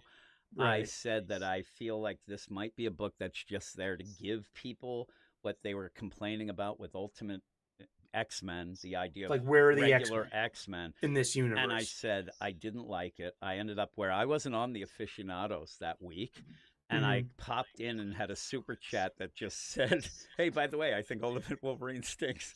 And then all of you were yelling at me. But the play of it Ah, is I read the second issue and I decided not even to review it and stop reading it. So uh-huh. I didn't even read this issue number Oh, issue 3. number 3 Yeah. was just introducing Kitty and Remy to Yeah. the universe, and they got scars on their faces, Yeah. and they recognize, again, like what happened with Kurt, Logan, Hmm. and Yeah. just so Yeah. it's like now they're giving us they're not giving us X-Men over at Ultimate X-Men. No. So this is how they're presenting Yeah. our And mutants and this our is where X-Men. I even say with the Dennis Camp book, it's more, how can I explain this? It's more of we have to introduce characters so that when we have this maker war, you know where they came from instead of a Hmm. story that leads to the event. They're just setting up a roster. It's more of a Right. weekly or a monthly. Who are we adding to the roster? That's why I think you get that in that Ultimates book. You got that future version of the Guardians of the Galaxy because Hmm. they're gonna pop in. They guarantee they're gonna pop out of time and boom, they're gonna help. And that's where they were introduced. I don't think there's a story. It's like one shot. Right. And that's It's what I already thought been about the told. deal. Yeah. It's like there's the Immortus reveal. Yeah. And there's the clones of the original Ultimates. Like, Hmm. where did it started? This story started in Medias Res, in the middle of the action, Hmm. way back in Ultimate. It was Ultimate Incursion Yeah. or Yeah. Ultimate Ultimate Universe #1. Invasion or Universe. Ultimate, Yeah. yeah, All that stuff. yeah. Yeah. That a lot of people haven't read. I said that when you were taking a leak. Oh boy, I was. And so again, what you also have, just as an aside, like to tell people like this Ultimates, that's why they had, in my mind, set up where Dennis Camp shows them getting the crap kicked out of them by Hulk. Because Right. now it was to establish that they aren't ready, or also Hulk could just level them so that when we Mhm. get the big event, they'll be able to defeat Hulk, and oh my God, look at that progression. But it never feels like a story to me, and that's what that Ultimate Wolverine. It just felt like to how would I me beat the Hulk? we're adding, yeah, we're adding, and How would also the Iron Fist Hulk. It looks like, so that's crazy. Mm.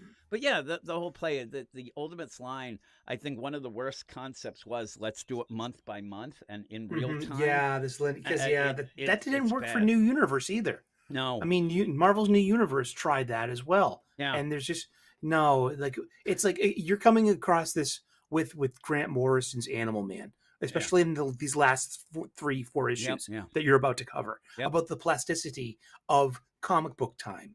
And about, there's a clever line like, oh, this is how you save so much time. You know what I mean? Like, cutting between panels. But, time, Yeah. there is no time in the gutter Yep. of between panels. Yep. And it's a wonderful, whimsical thing. Mm-hmm.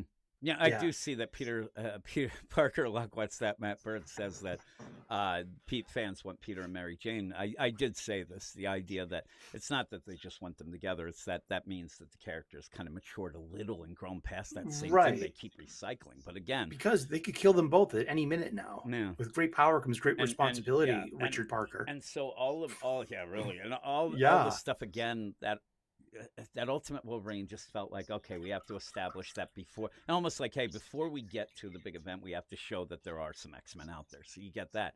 The next one is number 8, One World Under Doom. Number 2, the big event by Ryan North. I'm not enjoying it.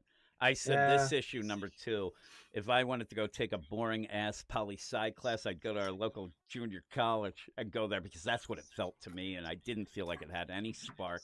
I think that what he did, though, is that first issue, a lot of people, and whatever side of whatever aisle you're on, the first issue did seem to want to point the idea, oh, look, Doom's Trump.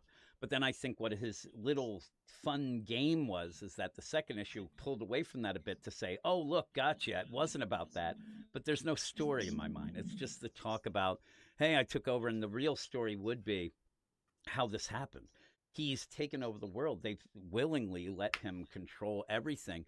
And you would think it might be being Sorcerer Supreme, it might be whatever, but he's doing that. And I think that what really happens in these events, recently especially, you don't get what's happening on the streets. Like, you have a Gotham War at DC. You don't know what people are thinking. They never show the regular walkabout Joe and Jane sitting there and saying, you know what? And even when you had that fail-safe stuff with Batman, there would be some people who would say, I like this. Like, Batman's a jerk. He keeps losing. Yeah, no one ever asked. Again, and you never have that. So when you get the end, it's just so insular and so like focused. It hasn't on rained just the superhero heroes. body parts in 3 weeks. I kind of like that. I'm telling you, I thought the story was going to be, when you had Chip Zdarsky's Batman, would be the Zur-En-Arrh taking over Batman. Batman gets a little more vicious, and people like it. And then when Batman comes back from that, he's got to deal with the idea that I was like my nightmare. But people wanted that. People accepted that. What's wrong with me? Why am I not? Because you lose the city all the time. But you never get that. You always just get you lose the city all the time. Even at the one point where failsafe, legit, when Batman was going through the multiverse, there were failsafe robots running Gotham. It was a robot apocalypse while that was gone. And you never get any reaction to that. Speaking of which, too, Barbara Gordon was complete cyborg when Batman left, and then that got pushed aside. But, it's just, I just don't, I want to know. They did have at the end of the last issue, the man on the street, I think that the open borders are great. And then, I don't care, I want the price of eggs, like that stuff. But that's more of pushing you know what I mean? I want to see the deal. I don't want, like you said, I don't want signs outside after the first issue. That's tropey stuff. I want to see why people would accept. And the big story in my mind is, why would people accept Doom? Why would they? And go from there. But pretty much in that second issue, Fantastic Four are the biggest idiots that I've ever seen. They go in and think that they're going to see good optics by busting into the UN and fighting Doom. Like, at the moment, he's in town. It drove me nuts. And where I stepped off this was when I thought it was actually a good setup. The only person that can connect with Doom is the daughter. Yeah, Val. Val. Val. I love Val. Now, with that, Reed, Sue know that. They should. It would have been a little underhanded, but I'm surprised they didn't have like, hey, go talk to old Uncle Doom and see what's going on. Not try to Yeah, she wants to manipulate know. him. She's Go and as find smart as out. her dad. I mean, like, And he she's loves her. Doom and that yeah. Val was the one person, and I think eh, that what I won't Ryan lie to you, North was kid. I setting love up you. was, I love that. yeah, Yeah. was setting up the idea that Val is probably going to be the one that by the end of this, she's going to look at Doom and have like the puppy dog eyes of saying, "I thought you were better than this, Unky Doom," and then he'll pull Unky back. Vic. And he'll pull back, and I think Yeah. that might be the deal. Ricky B said more of this. I think that what he's saying is he wants more of this than our baseball talk. Well, you never know because, like, but when I thought where I checked out of One World Under Doom #2 was when Val mentions the word fascism Hmm. because that was already Again, done again, with you know what? Orcus. You know what? Here's the deal: is again, when it's used as a catchphrase, it's any I hate catchphrases. I hate Yeah, catchphrases on it's both too sides of popular. things. It's got a lot of weight to that word. And here's the thing: to me, it has a lot of weight, and then it doesn't have any. Because Hmm. everybody who's like, I could go to the store right now and say, "Boy, I'm not going to pay that for that bread," and I'll be called. I'm like, I hear it, and I'm like, no, I don't care about the clothes I'm wearing. Oh, I thought you called me a fashionista. That's what I would say. Ah, But Ricky B also says that maybe having a 4-person panel weekly. This is again, this was kind of a thrown yeah. together thing originally, and trying to kind of develop and Hmm. expand it. But again, today we didn't even have an idea of like what we were going to talk about. So I think we're doing okay. But we'll It keep was a going light through. week this week. I mean, Yeah, yeah, I it thought was that only DC had a great week. Marvel again, it was a I little read bit shaky. Aquaman and Green Lantern Corps, Yep, those are both really good. and those are my DC books this week. Yeah. I think I have about 7 or 8 DC books on my pull Okay. list out of 16 books. Batman and Robin was really good. Oh, Philip Kennedy Johnson, yeah, Yeah, he's great. a lot of people did like Dark Patterns more than me, but I did like it more than what I had been reading before. Really, the only Hmm. book that the only three, but well, then again, DC versus Vampires I thought was better than it had been. Fire and Ice was, That's cool. you go with Of Dennis course. Green. I should have the sound effect. It is what we thought it would be. It's just what it is. And Uh-huh. Action Comics by G. Will Wilson, the last of the superstars. Really? How It has that been? it's the first issue. It was disappointing. Okay, It because felt I like like her on I Poison do Ivy. I like G. Will Wilson, and this felt like more of a scholastic young, not even young adult. I'm talking kids book. At Okay. one point, just to let you know, they go to the Arctic. It is something to do with global warming, but she does not get that into it. It's just there to set it up. How So dare there's you! Greta would be upset, There but you would end up be no global warming on Earth Prime Zero. well. It wouldn't exist Here's there. what they're doing is, and it's like taking it the idea that the polar caps are melting and that will release more gases. So they're doing some study. They're not there to say it's wrong, whatever it's Be causing. It. more They're worried studying. about Power Girl just after storing. Chili Dog Night, Yeah. letting out gases. Yeah, exactly. So they're there, and Lois was supposed to go do a story. Clark goes instead. And these guys, there's 2 scientists. They're isolated. They're in the Arctic, but everything's really bright and colorful. But what happens is they say, I don't know what happened. Our computer system is having problems. And I think maybe somebody sabotaged it. And they show this computer bank, right? The old school kind of deal. It's got a hole in it and sparks are coming out. I'm like, I actually think that it might be on fire. Like, this isn't the idea of, oh my God, there's a virus or something. There's legitimately, the thing is shooting sparks out of a hole. And it's that kind of play. It's very, very, very basic. So it was a little disappointment. But I will tell you that if anybody thought that this week in comics, especially DC Comics, that we'd have 2 appearances, 2 separate books that had Kilgore in it, the villain Kilgore. Really? That's on your bingo card. You got it this week Wow. because he was in DC versus Vampires and Action Comics. But again, I thought that Wow, most of the okay. books were really good. Even Action Comics was okay. Is Fire that a and Mike Ice Baron again. bad guy, or is that a Bill Messner? I think that's Bill Messner. Yeah, Loves. Kilgore. I Really? can't stand. I just love those old Flash Oh, books. they are man. pretty good. But yeah, I didn't expect to see 2 things of him this week. But getting back to the Getting top back 10, to our the world top 10 under list Doom, the here. One World Under Doom. It's Maybe the idea thumbs here is down. to even say it's falling out of the top 10, and it's an event that is like 9 or 10 months long. We still have we Yeah. have 7 more issues of it, and it's already losing steam. Never had steam, so and the Just tie-ins. just hot air. Yeah, the tie-ins, the tie-ins aren't even anywhere near any sort of ranking, and none of them seem to really tie in. But me and you like Red Hulk. I'll tell you that. Yeah, That was pretty I'll tell you good. that much. That Yeah. was really good. Number 7 is I- Ultimate Spider-Man.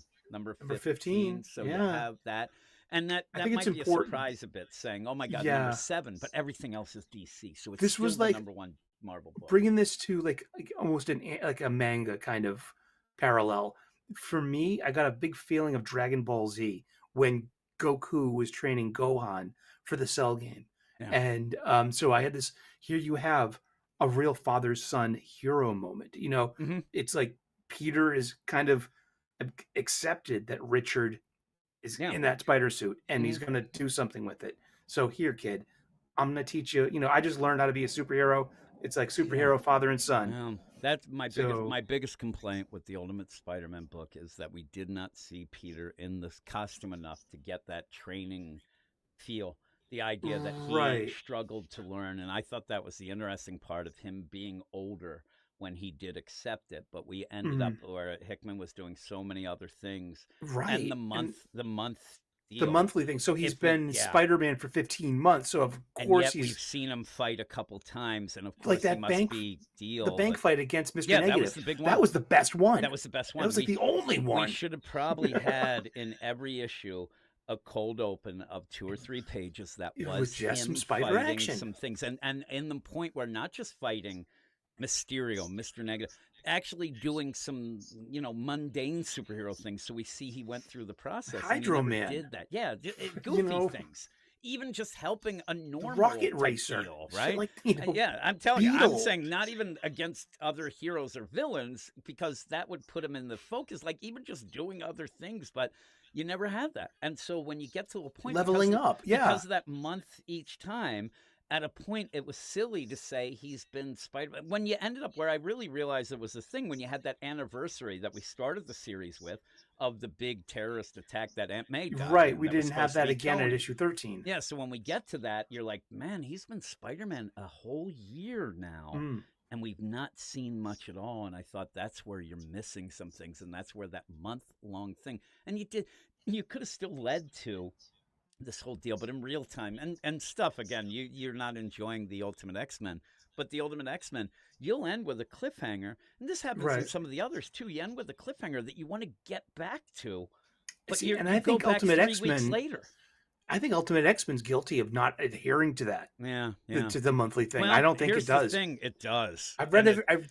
It really does. If you think about it, where they end, and then these last 2 issues are weird because you're still in this crazy of the Right, mind that's- deal. and But it other just- times, I've you'll read every have- issue. Yeah. I Other I times, dropped though, it. Sully, you'll have things where they're like, "Oh my God, I want to see what happens with Shadow King's mom," Mhm. and then the next issue happens, and we're way past that. You never get to go back to things, so Mhm. it's tough. But the thing is, Peter Malko, they said she was told not to care about anything. Do with your the own maker and thing. stuff. So Right. that's what she does. Drives people nuts. But the again, absolute or Ultimate Spider-Man number 15, we have that deal where again you have Craven, all that. Unfortunately, Harry. Though I won't get into too many spoilers if people haven't read it. If but that that's even a book. happened. Yeah, But it that's might the have thing. happened. We mightn't find out, but they're on the run, and it's more of Peter and his son trying to Harry, figure out you to know, do things. It's kinda odd. Canonically, isn't Harry still dead in ASM? yeah, now? yeah. Like, what did Harry? Because he's died, he's come back, and he's Oh, dead yeah. again. Yeah, I'm telling you. And he Again. kept pushing the idea, well, I had things in place. And it was to protect Gwen, but I'm sure there's Mm-hmm. other things in place. I wouldn't even think anytime Spider-Man and anything goes on, there's always clone crap going on. I wouldn't put it past the idea that it's Harry who's going to be a bunch of clones here. But even Mhm. so, it could have been Mysterio playing. Who knows? But you end up where we'll start with the DC stuff because number 6 is Absolute Wonder Woman number 6. Right, The big play of that issue was the fill-in art that was incredible. right. And Everyone, think I when we like get that the back West to liked Hayden it. Sherman, there's big trouble. People are going to react to that, but that's a shame. But that art was great.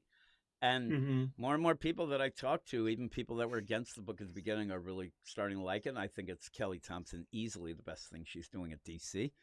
Cool. And I'm excited to see how that moves forward. All these books seem to need to jump back in to do the deal and whatnot and get things going. And somebody ended up saying about our levels of our mics and things like that. And unfortunately, Sully's all the way at the top. I ended up Okay. pulling myself back because I thought I was going to overpower you. So I just turned myself up. But the only thing I could do is have Sully turn up the gain maybe in his mic. But again, we'll iron out the kinks and things. And that was in Proby, who ended up saying both of the mics were a little down. And I might end up like, I'm still figuring out how to do the process, like you said about StreamYard and things like that, a little behind the scenes. Might have to get involved with that, but we'll continue on. Again, the Absolute Wonder Woman, the big thing is that fill-in art, but people are starting to like that a little more. Number 5 is Absolute Superman. Number five, again, we end up having some, art changes and stuff, and they're going to have fill-in. They don't want to have delays, but also I thought it was going to be bigger with Clark going back, or Cal and this going back to Smallville. I thought that the stuff with the Kents was a little too brief. I was hoping there was more. I'm not even saying on the page. I'm seeing in general. He ended up crashing. They nurse him to health, and then he leaves. I wanted a little more of that.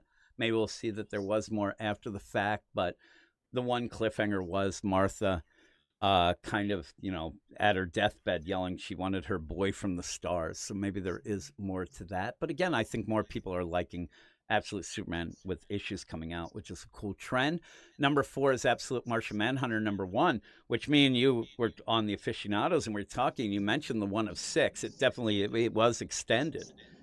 Right. Yeah. I think that the play is that the Absolute books are hitting hard. I don't think it's necessarily the idea that Dennis Camp was saying, oh my God, everybody loves the book. Oh my God. I think it was that everybody's loving Absolute stuff. So yeah, let's extend it to 12, but it's still supposed to be a maxi series overall. But to me, there wasn't much story. I needed more story, but the art was crazy. We'll see how it progresses. And what I worry about is, if you should really, if you think you like Martian Manhunter, then perhaps you should check out Parker by Darwin Cook. Yeah.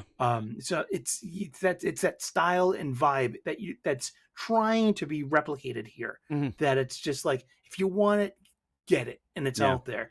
And it's Darwin Cook nails this, and he's passed away, so we no longer have his wonderful talents. But I mean, this was all kind of this retro stylish thing, and then this really vibrant color pattern, palette. Mm-hmm. So the strength of this story was in its art. It was. But, and what I say to people too is, if you disagree, there's no way it's getting all those 10s if it was Hayden Sherman art. And I don't want to point out any, but like in particular, actually, if it was somebody else's art that was a standard art. Javi Fernandez. I think it's something else. I think Javi Fernandez does. I'm telling you, I can't even remember.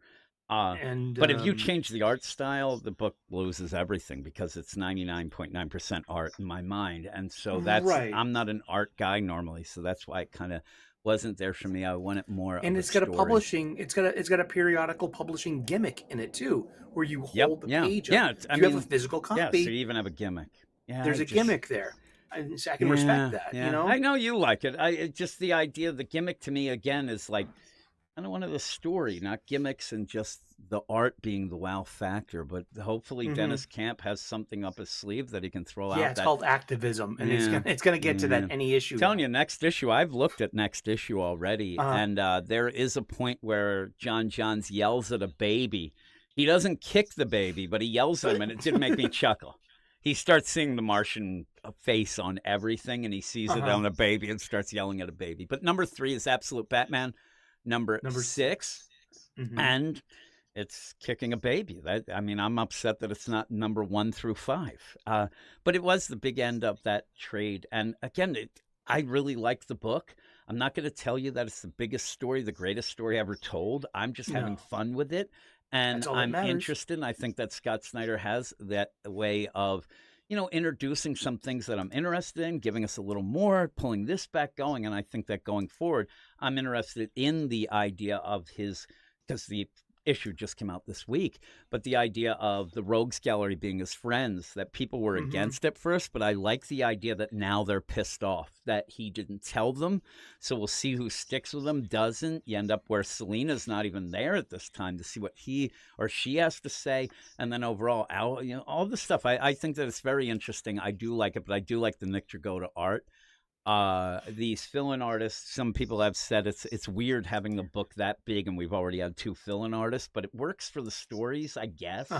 You know, if you're going to do a flashback story or you're going to do something where you introduce Freeze, I'm fine with that. But yeah, the number 2 book is Absolute Flash number 1. And on our podcast, when I talked about this, I think it's showing you that, first off, Flash is big. People love Flash, right? They love Wally. You end up having a huge also TV show for 8 years. Also, Jeff Lemire is a big writer as well, so that becomes, the big Absolute book this month. I do think it might start to fall a little if he doesn't get to more of the story, and I want to see what happens with Barry fans if, in fact, say Barry becomes absolute Reverse Flash in this universe, because a lot of people are it's kind of going towards that a little and hinting at that. And I wonder what they'll think. And then you're like, well, Barry's absolute Reverse Flash. Hal looks like he might become absolute Black Hand. Maybe these are like some people might go against that. It is made of Omega energy. Yeah. This is a universe that is literally made out of Darkseid. Yep. Again. Maybe I said it about the Ultimate. A lot of people may not even understand. They're just here for the books, and it might end up biting them in the ass at the end, not knowing that. But it is like the Omega energy. Like the whole countdown to the Maker. I already got it figured out. I've had it. Maker's been out of the world all this time. He's just kicking back, watching you guys like ants. And he's just laughing. Yeah, laughing. Yeah, just he's going already like, out. He's been out. You pieces of crap. That's what I think. But yeah, we'll see like that. But again, some of these things, I hate the idea of it being something that has like a set point to like, we got to get to here.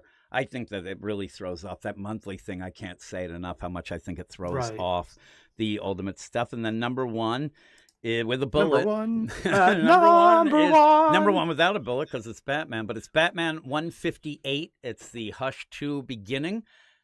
We knew this would be number 1. As an aside, I'm pretty sure that next month, The Amazing Spider-Man number 1 will be number 1. But the Batman 158 had so many variant covers, plus it's a huge thing. Jim Lee, Jeff Loeb. The thing is, I said when it was announced, and I said it every time because on our Patreon, we ended up going through the original Hush. And I said it every time. I've never heard somebody tell me that Hush was their favorite story of all time. Yeah. And even Jeff Loeb stuff, I hear more Long Halloween. And we have a Long Halloween, the last Halloween kind of see, and that's not getting any hype. But yet you say Hush 2 because of Jim Lee and stuff like that. It's a big thing. But I think that people, even at this first issue, might have remembered like, yeah, you know what? That Hush wasn't the greatest thing ever. It looked great and it was fun and whatever. But yeah, I think that the sales will go down a little. But I think Gabe said nobody's going to ever read it, and he's insane. He's insane, that is guy. 6 issues or 12 issues? 6. It's going until September. So that's when we're going to start the new Batman number 1. Length of Hush 1. That's great. So, half of it. And if you have read Hush, and if you have read it recently, which I said I've done podcasts, really what you could really go with the Hush deal, my tagline would be, where the hell is Hush? Because when you go through it, really the whole story is just to reveal at the end, oh my God, it's him. I don't want to spoil it. It's funny. It's so old. But the idea, it's not like Batman figures it out in issue 3 and then has to work to go again. He just has no clue. And it is a lot of, red herrings. There's a lot of misplays. There's Clayface involved a lot. But the story really was just figure out who it is by the end, and then you get the reveal. It's over, and it's. I still liked it. It just wasn't the greatest thing I've read, and it wasn't even close to the greatest thing I've read by Jeff Loeb. But boy, people did like the art in this first issue, this Batman 158. But I like the yellow oval. Oh yeah, but going actually through the original Hush and then doing this. There's a bit of a difference. Jim Lee's getting older. He usually can't keep deadlines and stuff like that. That original one looks incredible. And he does know how to do the curves of a lady. I'll tell you that. Yes, That is, oh indeed. my Yeah. goodness gracious. When Catwoman and Poison Ivy are dancing about, holy moly. But that is the number one, and that's not a shock. That would be the number one. That's why I said by the end of it, when you get these sales numbers that aren't definitive, you still end up Right. getting, okay, that's probably true. The And deal for of it. shits and giggles, at number 200 is Nick Fury versus Fing Fang Foom. Yeah, Number and one. a issue we really like. So I'm going Yes. to put you on the spot here as we end because we went way longer than I thought we were going to too. Not a book of the week, but do you have a book that you think is better and needs some attention that maybe people might overlook? That would be, I'm throwing you on the spot like here. an What old would book? that be? No, something that came out this week. Because, like you said, we usually pick a book to review that we thought was a hidden gem that week. What we'll call it that, the hidden gem of the week. What would you tell people that you might have missed this book? Big two, indie, whatever. But you should check it out because it's probably pretty Geiger good. 13 was amazing, Yeah. but I'm not picking up on it. I'm not buying it. I'm buying Rook Exodus. Okay, Because, yeah. you know, I can't buy everything. I don't have room for everything. I would like to be able to support every single title. Okay. That's not possible for Yeah. anyone. No, Or no. for most people. Some people can afford that. Once again, Philip Kennedy Johnson's Hulk, The Incredible Hulk, issue 24 came out this week, and it's a banger. And we got great Kev Walker art, and he's been a little bit, on or off lately, but he's definitely on in this book, and it is Monster of the Week, and I don't care. Yeah, It is kind of. I'll ask you. Yeah. Do you think that this story, if they end up where Charlie is completely cured, do you think that the book goes on, or that's the end game? Because I think that this run is ending at 30. I think that Sure. Charlie stuff will end then, and then it'll just be done, and then we'll get another book. It's weird that everything goes through Charlie. That's It's Marvel's okay. publishing scheme anyway. Yeah. But So if it gets to 30, I applaud Philip Kennedy Johnson because most things end at 10 and then get the new Right. number one. I mean, Philip Kennedy Johnson's good at the gladiatorial stuff. Yeah. Like the Superman War World stuff. Yep. I mean, he can do Return to World War Hulk, Mhm. and do something like that, and he can make stuff like that work, but I mean, I'm liking the horror aspect of this. I've never been a monthly Hulk buyer before, and I'm very satisfied with Did you like the story. Did you like Immortal Hulk when Al Ewing was I doing didn't read it. Okay. Yeah, I wasn't tuned in. I liked it up Yes. until 25. And then Mhm. 25 blew my mind, and it took me months to get back to it, and I thought by the end it was okay, but I think it's a little elevated. But anything else? Any other books? Just to note it that we had an artist change on Transformers 19 this week. Mhm. And it's not my favorite. And Okay, it yeah. shows like a slice of history of Megatron's life. So Okay. I think it's an odd story beat because Daniel Warren Johnson is allegedly wrapping up at issue 24. Yeah. So Which it's is an a shame. Yeah, but I hope he's going. You never know. We haven't been the next writer has not been announced either. Mm-mm. So We'll see. we'll see, definitely. But I think it's an odd story beat. But 18 leaves us at it is such a great place story wise. The return of Megatron, Mm-hmm. and then now we have this downbeat. So it's. I don't know. Maybe it's just a bit of a denouement to get us prepared for the wrap up Mm-hmm. of this story arc. Maybe. So I know it was a little, because I usually 18 out of 19 books. That's good. Yeah, That's yeah, really yeah, good. it is good. Yeah. I'll just And finish it wasn't this bad up. either. Yeah, I'll finish this up. The thing that I think people should check out, a bit of a positivity deal, is this week's Daredevil.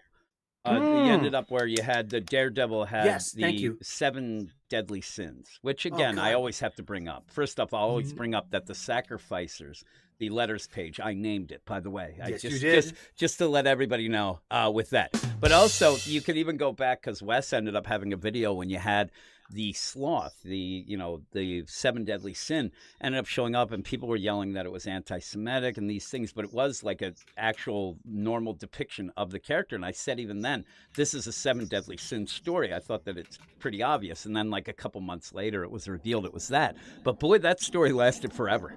And I 19 dropped it, issues, 19 jeez. issues, and I dropped it around issue 7 or 8. And then I Right. tried to peek in 3 other times, like, okay, when this is done, I'll get back to reviewing it and reading it. It wasn't done. And then finally, Gray was the one who told me, oh, it Mhm. ended at 19. Here's this 20. Wow. And I thought, okay, well, is it a good jumping on point? He's like, yeah, it's a really Yes. good jumping on point. So I Really went in, good. and again, some people have an aversion to Saladin Ahmed. I'm not saying that this is going to be a great story or whatever, but it was a really good first issue to get what looks like it's going to be a quick kind of body horror within the Yeah. building kind of story. And you get the black armor. You end up getting a bunch of kind of cool things. And even the stuff that went on in the Seven Deadly Sins stuff, it is recapped in somewhat of a natural way. You end up Mhm. where And Fisk, nightmares. yeah, nightmares. And Yeah. the idea. Now, I'll tell you the one thing, just I'll ask you if you got the deal as what I thought. When you're going through it and you have nightmares, because Bullseye ended up being killed by Wrath, the Seven Deadly Sin Wrath. Uh-huh. And when you get it, each time you saw it, Bullseye seemed to be getting younger and younger. I'm Younger, telling you, yeah. at the one point, it looks like he's a kid wearing adult Bullseye clothes, like almost like it was Yes. like. And I thought that that was a really cool way to show you that while Bullseye's still a piece of crap, that he might not have deserved this, and that Matt really thinks that he's, you know, he doesn't want to be the one responsible for that. But he's Right. also upset because Foggy won't talk to him because he didn't tell Karen's him when he still came dead. back. Karen's dead. And also the idea of Fisk has like left the deal, and he kind of found God a bit and left, and that's what Elektra's going after. So I thought that it was a really good issue, but that would be It had my a like penciler, it had hidden an gem. inker, it had really good art, it Yeah. had great fight scenes. Yeah. You know, Yep. overall, that's Yeah, I thought Daredevil that I 20 is thought that it was a great. really cool, you know, issue to try to jump back on. We'll see if it can. And there is a like a Fungus Among Us story where there's something in this a building that's too good to be true in New York City that ends up, you know, kind of being too good to be true, but is the setup to maybe attack and take advantage of some people who might have wanted something that was too good to be true. But I thought it was really good, and I think that people should check it out. At DC, I don't know, like I hate to think that people aren't reading Batman and Robin by Philip Kennedy Johnson, but you had an issue where I thought we were going to go forward because Damian at this moment is kidnapped by the character Memento, but instead of going and finding him, Batman actually finds Damian's journal. And this whole story with Philip Kennedy Johnson is set up where Damian was given, what's it called? Batman's dad, his grandfather's journal. And Jim, give me 1 second. Hold okay, on. I'll just keep going while you're going. And the whole thing is you end up seeing the journals, having fun with it. And I thought that it was a really well done issue and really gives you a little peek at Damian if you want more rounded thing than just Damian's a jerk. Damian's a jerk is fine and dandy. Everybody goes with it. But I do like Damian because when you find out why he's a jerk, there are reasons, and they're not maybe what you would think. But that's about it. So I will wait for Sully to return for a second, or I'll just tell us to get out of here. But please go and look up Sully's channel. There'll be a link in the show notes, especially, and he's going to be doing a live stream today. He does one every Sunday at 3 p.m. Eastern Standard Time where he does go through stuff. He has the idea of what's positive and things, not just comics, but everything in general. He's such a good guy. He's such a positive guy and a nice guy that he deserves to get to 2,000 subscribers that he is heading towards. He really does. And he puts in the work and is a really good guy, will talk to anybody. And I don't know, he makes me feel positive. So please go and check that out. I said the show notes will have the link there. But yeah, check out some books. And as we go through this, it'll probably change. Oof. I already told them where they can find you, Sully, and that you'll be good. live streaming this afternoon. And that I told everybody how much of a jerk you are. That's what I said. Good. Maybe you'll actually have to go back and listen to see what I might have said about you. I think it was positive. Easter though. eggs. It was positive. But yeah, so all of this stuff going on, and Brandon C. said that Tom King, what he did to Damian, those backups of Trinity was so horrendous, saying that Damian has no soul and doesn't have any dreams or hopes. It was ridiculous. But for the end of all this, again, we're kind of going on the fly. Maybe we'll have some other people join us. Maybe we'll do some reviews. Maybe we'll do whatever. But thanks a lot. And been a nice this is the hangout, thing great that time to- happens too. I go too long on Friday night. I ended up talking for 4.5 hours. At least we got out of here. At this point, a show that I was going to tell you at the beginning will probably be 45 minutes, but it was not. But thanks, everybody. And we got to get going. So with that, thank you, as always, Sully. Please go check out his channel, get to 2,000 subscribers, and go watch his live streams as well, because they're awesome. But with that, we'll get out of here with the song. So thanks, everybody. And as a shout out from me, I'll be coming back tonight with my best of the week, and then tomorrow having the preview show. So look for those live streams as well. But thanks, everybody, and we'll talk to you later.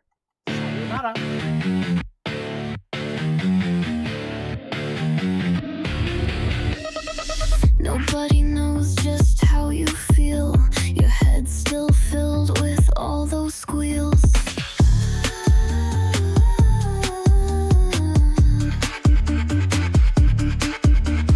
Surrounded by friends who don't know your face. Party animals don't know their place. Who else could you possibly be when you kick that baby into the sea? You're Batman as fuck, crashing out of buildings in your bad dump truck. You're Batman as fuck, burning all that money like a stupid schmuck. You're Batman as fuck, and we like you because you're just dumb fun. We like you because you're just dumb fun. You cut off hands, but you won't use a gun. Look at all the party animals run.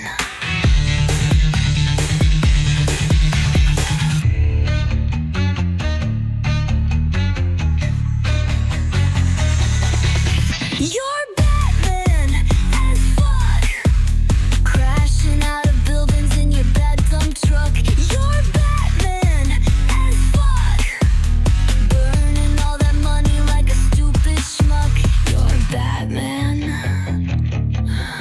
as fuck. Run.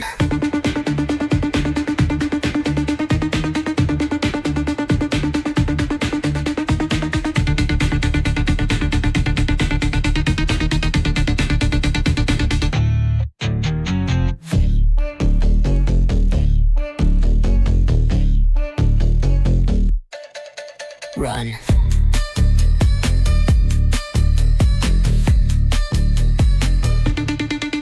Run.